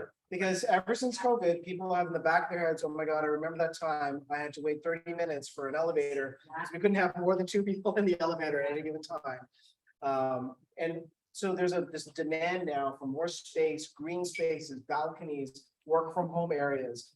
And only these kind of converted homes how to give you the square footage and the layouts to allow for that kind of stuff. to say these converted homes, we didn't even talk about the business. Yeah, model. we talked But the idea is they're moving from here to the residential neighborhoods adjacent to the downtown core. They want a little more space, they want the greenery, they want to be able to step directly out onto a street, into a cool neighborhood, because these concepts of what these millennials want, they want work, live, and play. They want to live where they work and want to play where they live, right? So that's what these neighborhoods offer versus like how many millennials do you know want to live out in like Pickering? Or like think about like, this is why it boggles my mind a little bit as to like, you know, people who want to invest in these other neighborhoods. I'm like, look at your tenant demographic, think about where they want to be, think about like the reason we focus on millennials is because they are literally the largest demographic profile. You look at demographic tree, it starts out, it goes like this with boomers, and then it comes back in, and then it goes out again for millennials. Millennials are so important. Millennials and Zennials, Gen Zs, such an important tenant demographic to cater to, right? All right, now we're good. Okay, so what we've done, go back. So what we've done is we've quick demonstration. Click on here. You've got a you know, the neighborhood, the grade, description, and all these are cross-referenced against properties that we help our clients actually find and buy. Right? So this is, for example, that's East 2 Arcade. And then keep on going. And then over here is like Don't Los Emerson. We love that neighborhood. Great neighborhood. Near transit, lots of gentrification going on there. There's actually, there's new transit going in here. New transit going in downtown Toronto. What the hell? New transit, a new GO station's going in around here as well. It's the Barrie line that goes all the way up, and there's a new GO station there. Actually, I'll just give you another quick hint. This area right here is a key area to watch. East Harbor. Why? East Harbor is turning into Union Station 2. It's going to be a massive transit hub, massive commercial development. 50,000 jobs are going in that area. You need to be watching that area over the next 10 years. Okay. And why do we care so much about transit? Do you guys know why we keep going on and on about transit? Our target demographic doesn't drive. The driver's licenses for a target demographic has reduced 50% over the last 5 years. They Uber, they take public transit. They don't drive. And they bike. They get on their Bixby or whatever it is called there.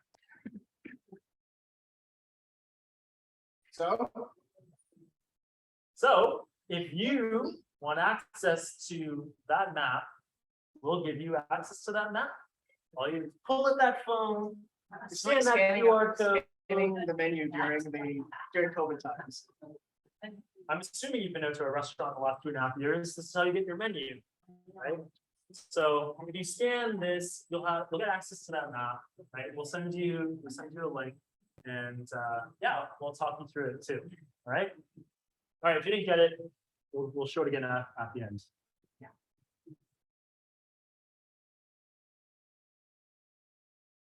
Good. Let's keep going. Let's keep going on. Okay, so this is actually just a quick screenshot of our sample properties we help our clients on. They're outdated, so almost. These are the kind of properties we're talking about, but let's go into one in detail.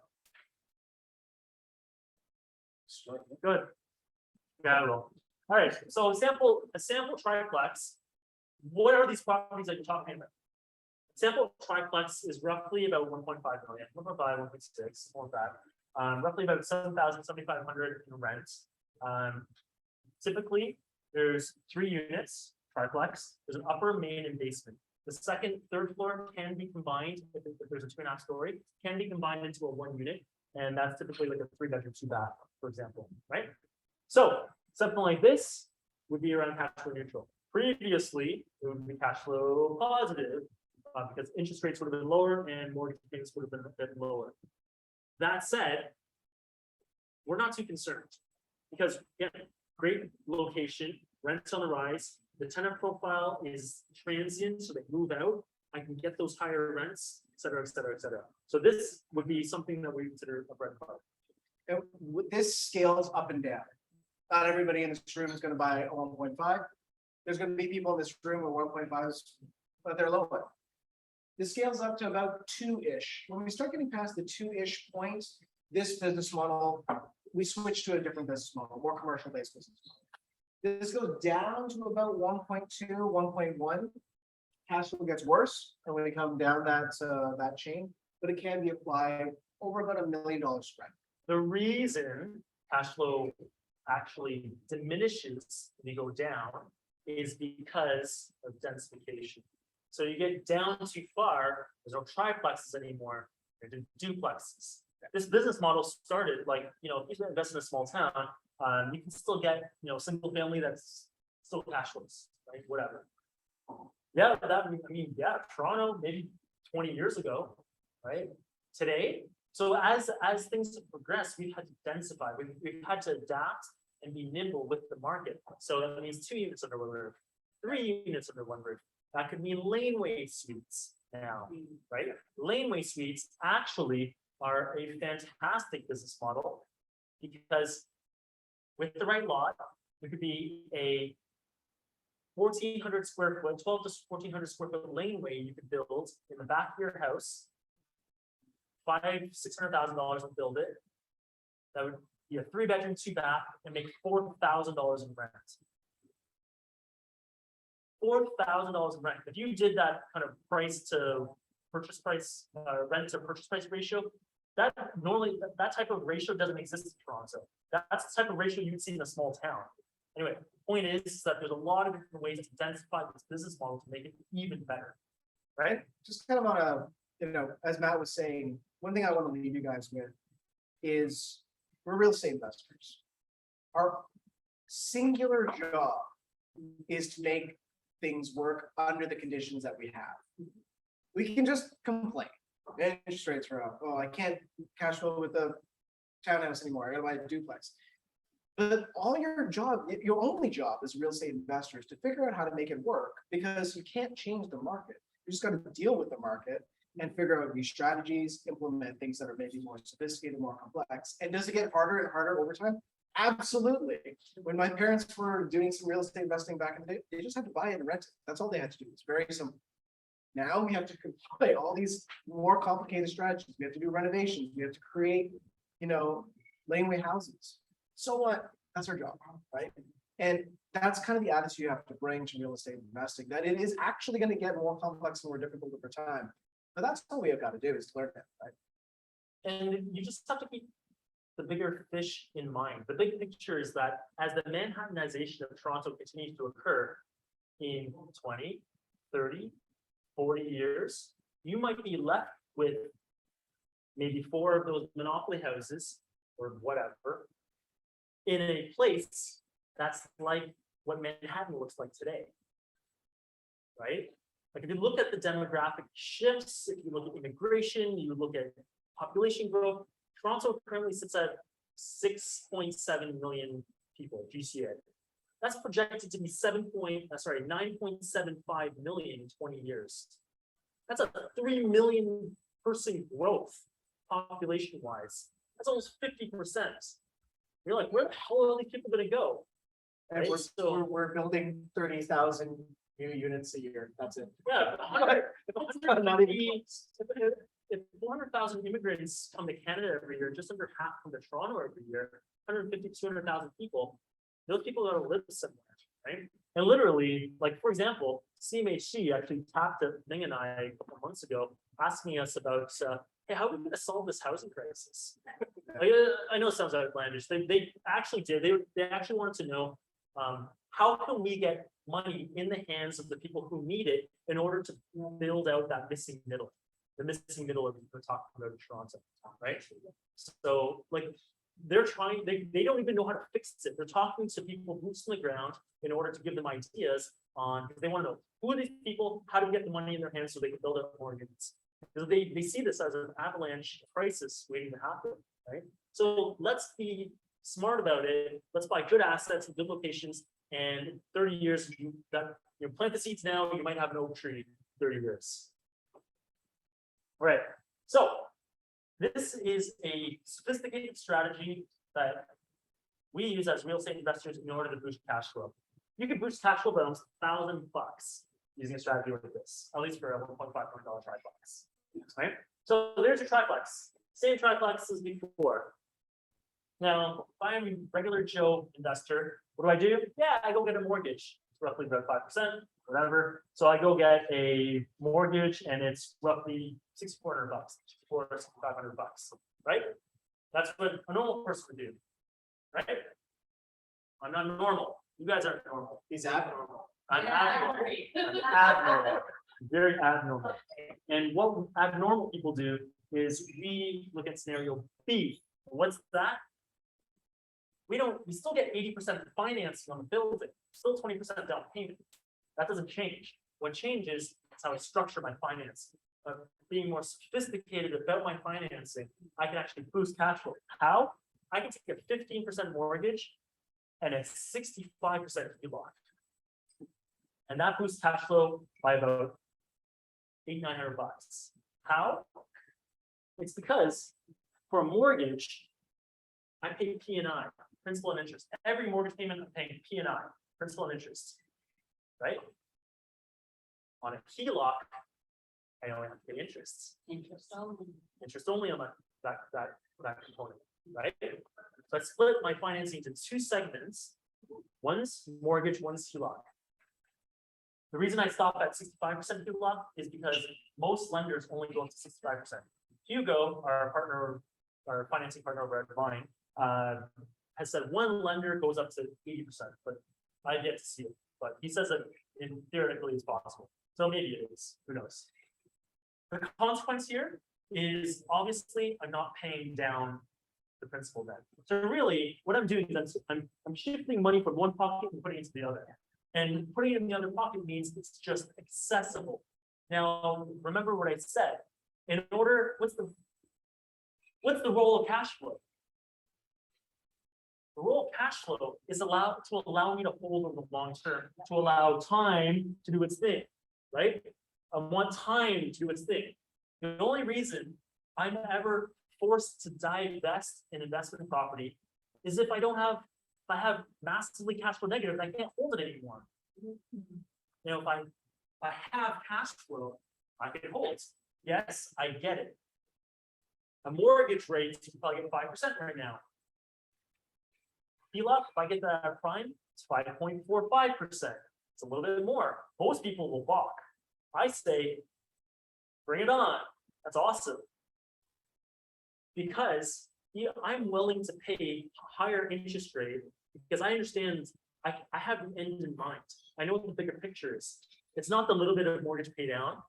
It's that if it's the difference between me being able to buy a solid property that happens to be, you know, whatever, slightly cash flow negative because I see the bigger picture, rents are on the rise, I'm buying in the right neighborhood, gentrification, I'm buying near, you know, new transit developments, et cetera, et cetera, et cetera, et cetera, et cetera.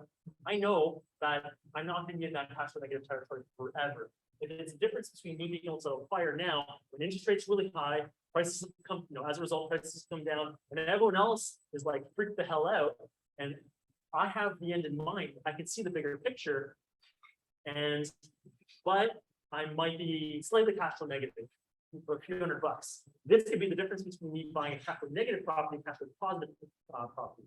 So back to your question, or it's like, oh, you know, around cash flow and cash flow neutral, there's ways that we can operate our property smarter than everyone else. We don't have to do what everyone else is doing.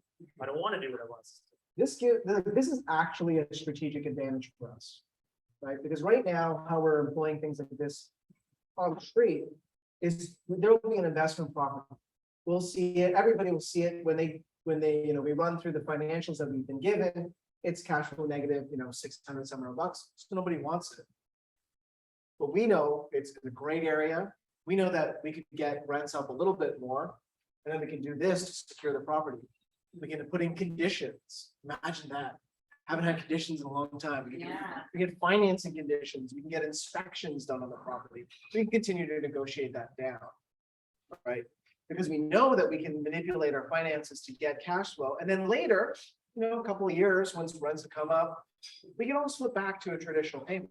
But this gets us in when other people can't get in, right? It's very cool. I actually do this on all my properties. I don't actually switch back. Because I know that my model doesn't necessarily depend on me paying down that mortgage, pay down that mortgage. That's what my baby boomer parents wanted to do, right? And I don't want to do necessarily what they do. I want to do it smarter, faster, better, with less risk and less headache. It made sense when interest rates were 17%, right? Then you want to pay down your 17% loan. But even now, 3, 4, 5%, we're still at record lows. This compared to historical rates, we're still very low. Yeah. So what do you think?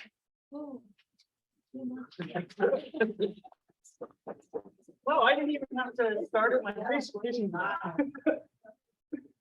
right, so this is just to give you an idea of where rents were at, right? So I got, this is your thing from it was like a quarter ago, so it's a little out of date. But rest assured, things are still on that upward trajectory. So what is this? Rising rents. Rents are surging Greater Toronto with post-COVID demand. This is the average monthly one bedroom. This is GTA. It's by Bloomberg. Bloomberg article from forever. Point is, we're experiencing the same things, boots on the ground. So that's why we think that we can get out of you know, very tight cash flow situations over time. Okay. Yeah, we're back. We're back to Tommy and Gina. So Tommy and Gina, they're like, how are we doing for time? That ship has sailed. Should make sure we have some. Okay, we'll get to this quickly, okay? Okay, so Tommy and Gina still pulling out their hair, don't know what they should do. Should they sell their condo? Should they rent their condo? Do they refinance their primary? Do they even have enough to invest in Toronto? Let's see. So start with the end in mind. Network, they're like, these are active points. So they're like, we don't really care. But what we care about is being able to replace our income, $1,000 a year. Time frame, 15 years. So the question I had is like, I don't even know if it's realistic. My answer to them was, let me worry about whether this is realistic. You just tell me what your intention is, and it's my job to come up with a plan to make that work. Okay, let's do this. So this is what we do during advisory, because we're real estate coaches as well as a investor realtors to actually help find it. We put together this plan for you. It's a customized plan. See what their customized plan looks like. So Tommy and Gina, should they refi their condo? They're like, oh, should we refinance? Does that make sense? They've got a condo worth $750, $300,000 mortgage, rents are $2,400, expenses are $2,350. So they're like, hey, this is a pretty good condo, right? It's cash flow neutral, right? They're like, yeah, it's pretty good condo. Still, it's a great investment, right? We've owned it over a number of years. It's gone up in value. We used to live there. We moved out. We rented it out after we moved. Still good performing property, right? And then I was like, let's take a look. So the litmus test to see whether or not a property in your portfolio is a good property or not is not this number, which is cash flow. It's whether you have what cash flow looks like if you were to refinance it at 80% loan to value. Let me repeat that. If I were to refinance this at 80% loan to value, what would my cash flow look like at that point? And if that number is not a palatable number, the question is, would I buy this today? Essentially, refinancing at 80% loan to value means I'm essentially almost like if I were to buy this today. Does that make sense? It's a test to see whether or not it's worth you holding a property in your portfolio. So this is why people always get stuck. People are always like, hey, bought this condo for $400,000, so up to $750,000. Awesome investment, right? So yes, it's been great for you, but what you have to keep in mind is what got you here is not necessarily what's going to take you forward. What got you here built a bunch of equity for you, so great, but that's not necessarily what's going to take you forward. So the problem is, if I were to refinance this at 80% loan to value, I would be cash flow negative $850 on a small condo. Does that make sense? I would be doing equity takeout of $300,000, but I would be massively cash flow negative, right? And there's very few options to get out of that, right? It's a condo. It's not like I can do a big reno on it. It's not like I can densify it. It's not like I can do other stuff to it, right? I can't put a swing weight suite in there, right? Like, what can I do? I'm actually stuck. The truth is, 99.999% of the condos in Toronto are like this. On acquisition, automatically cash flow negative, unless you're putting 25% down, 30% down, 35% down, etc. Right? So generally speaking, condos on acquisition right now don't make a lot of sense. There's very, very, very few exceptions to this. Okay, keep going. So what do we look at? Maybe a sale, maybe, right? I don't always push a sale unless it maps to someone's goals. So let's take a look at it. Value $750, mortgage $300, estimated net proceeds after cap gains, taxes, expenses, those damn realtors. Maybe you walk away with about $350, right? Okay, so this starting to look like a little bit of a better option. If you didn't have any equity in the property and like a sale wasn't going to free up much, then maybe it doesn't even make sense to sell the condo. But in this case, it might make sense. So keep that in mind, $350,000. Move on.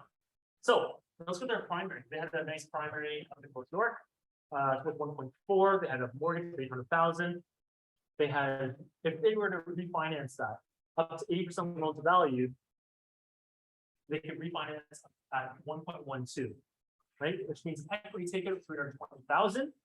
cash on hand that they had, recall right at the beginning of the slot of the presentation. Cash in their pocket, they had $100,000. So total cash they have is 420. So the sad thing, yes, you have to debt service this yourself. And if you've got positive cash flow, maybe that can help contribute. There's something I want to stress here. Your primary residence is a luxury. It's a luxury item, right? The fact that you have a really, really nice house and you've got a ton of equity in it, if you want to access that equity, unfortunately, you're going to have to debt service that. If you flip it on, if you flip it on its head, do you think that that's an investment property?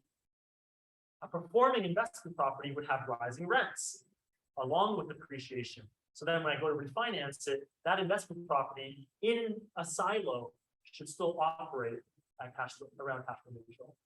Right? So that's why in your primary residence, yes, it's a luxury. You're living a nice life in this nice house. Unfortunately, you have to pay for it. So if you refinance your primary, yes, you'll need that service. So, cost to buy a triplex is, like I said, 1.5 million, mortgage 1.2, means down payment 300,000, closing costs 50,000, total 350.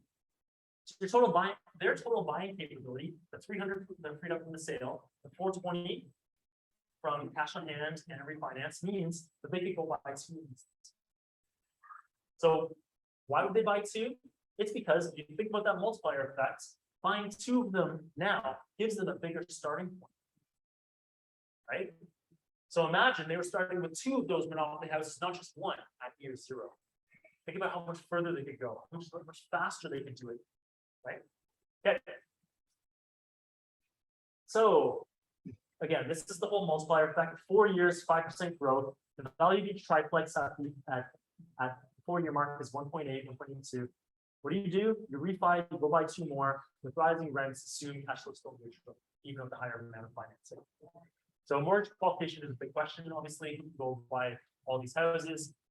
There's strategies to continue building a portfolio, joint ventures, OPM. There's lots of other ways you can do it as well. So, okay, at the year 10 mark, remember between year 4 and year 10, so that's 6 years. We wait 6 years at 5% growth because something magical happens. That's 50% loans value. So what happens? Okay, so during that time, the value of each triplex went up to 2.44 million. The mortgage of each triplex went down to 1.26. Your portfolio LTV is roughly 50%. It's a little bit more than 50% in this case, but just pretend it's 50%. The sale proceeds would free up 1.18 million, and the mortgage balances after I pay down the mortgages of the other 2 is virtually 0. That's the key. That's the key to getting massive cash flow later. That's called delayed gratification. Rents at the 10-year mark have gone from 7,500 to 10,000. Expenses have grown to, your cash flow at this point is 13,500. So this is what they could somewhat reasonably expect in 10 years if they did something like this. And then there's and then their annual cash flow, multiply that by 12, they would get about 324,000. Again, yes, I know you need to consider cap gains. So maybe you want to get to that wait a bit. Maybe it's like maybe another half year, another year, in order to get to 45%. Maybe to consider cap gains, real estate expenses, stuff like that. Okay, go. So if Tommy and Gina play their cards right, what were their goals? 300,000, 15 years. That was their goals, right? What did we get? What was the result after 10 years, according to the Volition multiplier effect and the Volition investment business model? 324,000, check. 10 years instead of 15 years, check. And their net worth almost solely due to real estate. They might have other stuff too.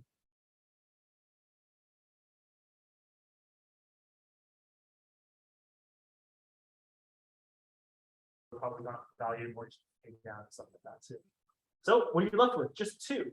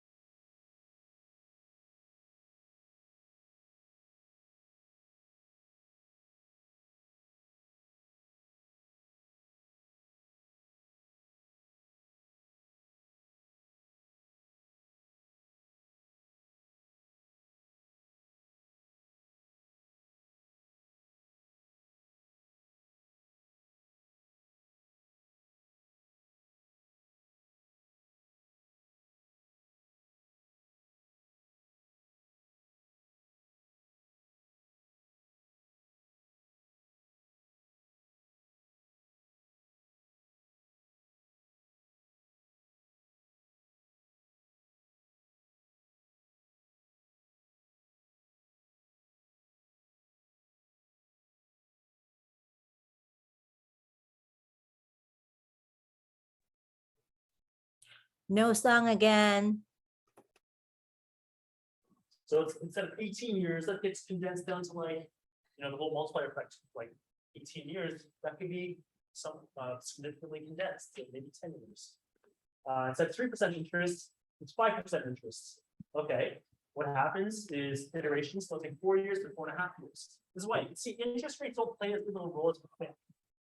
Yes, I totally get it. It impacts cash flow and it impacts growth because interest rates go up and prices come down at least temporarily. Same thing for even higher interest rates. So if you model not 3%, but 5% or even 10%, even if you go from 3% to 10% interest, iterations are 5 years instead of 4 years, right? So I'm trying to really drive home the point because I know we're in this high interest rate environment. Everyone's like, oh my God, everyone's freaking out. But I'm trying to demonstrate to you, if you can approach this with a clear, calm head, you'll see what the bigger fish is, right? Expenses, inflation. So everyone's talking about inflation, right? The expense growth due to inflation is not a big determining factor. I hope I demonstrated that. Even at the end, it was like $1,900 of expenses. And even if that was $2,500, $13,000 of rent doesn't make a difference. And again, but if inflation goes up, interest rates go up, and cash flow and growth is slightly impacted. That's literally the environment we're in today. Right? Rent growth. So one of the concerns is cash flow might not be neutral upon the refinance. So if rents haven't grown enough, and I'm going to do that refi, do a big equity takeover, go buy another property, I might be slightly cash negative. What do? Well, you could choose to do it because again, you see bigger fish, or you could choose to wait to do the refi until rents are higher. Mortgage qualification. This is a reality. You probably will hit the financing wall before you get to that, whatever, 8th property or whatever. That is a reality.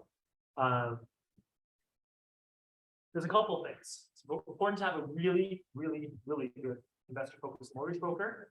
That's because you don't want to use up the lenders too early. It's like a chess match. You'd be thinking 3, 5, 7, 10 moves ahead, right? That's number one. You may choose to pursue. Well, let's try something to hurry up. Joint venture. Okay. Anyway. Okay. Taxes, cap gains, aim for 45%, right? Or sell and sell the later properties first. So we talked about that. Hey, We made this make sense. What's happening slow. Okay, what are we doing next month? We're doing another meetup, and we're doing an actual construction tour. So a lot of times we talk about these properties in theory or whatnot. We're gonna go see some of these places that are in construction. We don't know exactly which places we're gonna see yet. We're still working on that. It's not exactly easy to get access to places that are mid-construction. But it will be Saturday, October 22nd, 10 a.m. Is it 10 a.m. or 9:30? Maybe a little bit earlier, Okay. but generally around this. Take advantage of this, because for most people who aren't in the industry, how often do you get to see a place mid-construction? And we will be walking through the construction itself, why this particular property, talking a bit high level on the financials, what we look for when we're, when we're at certain stages of construction, for example. We can talk about fire separation, some of the things that are very specific around multifamily developments. That's what we'll be doing, and Flo will be helping to lead the charge. Is it Hey, yeah, and sorry, Lane? Is that Lane? yeah, Laneway Suites as well. So We're going to be seeing some. Is it necessarily a construction one, or could there also be a triplex / investment property as well? There could be, Could be, Yeah. right? So we're kind of leaving it kind of open, street smart. but this is direct exposure to things that you typically don't have the ability to get direct exposure to. And where we That's good. Yeah, we have So- Kyle from 2x2 here.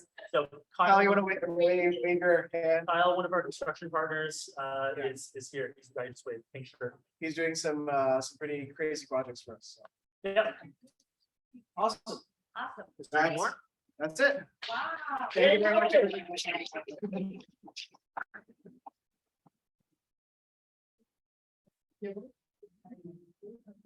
So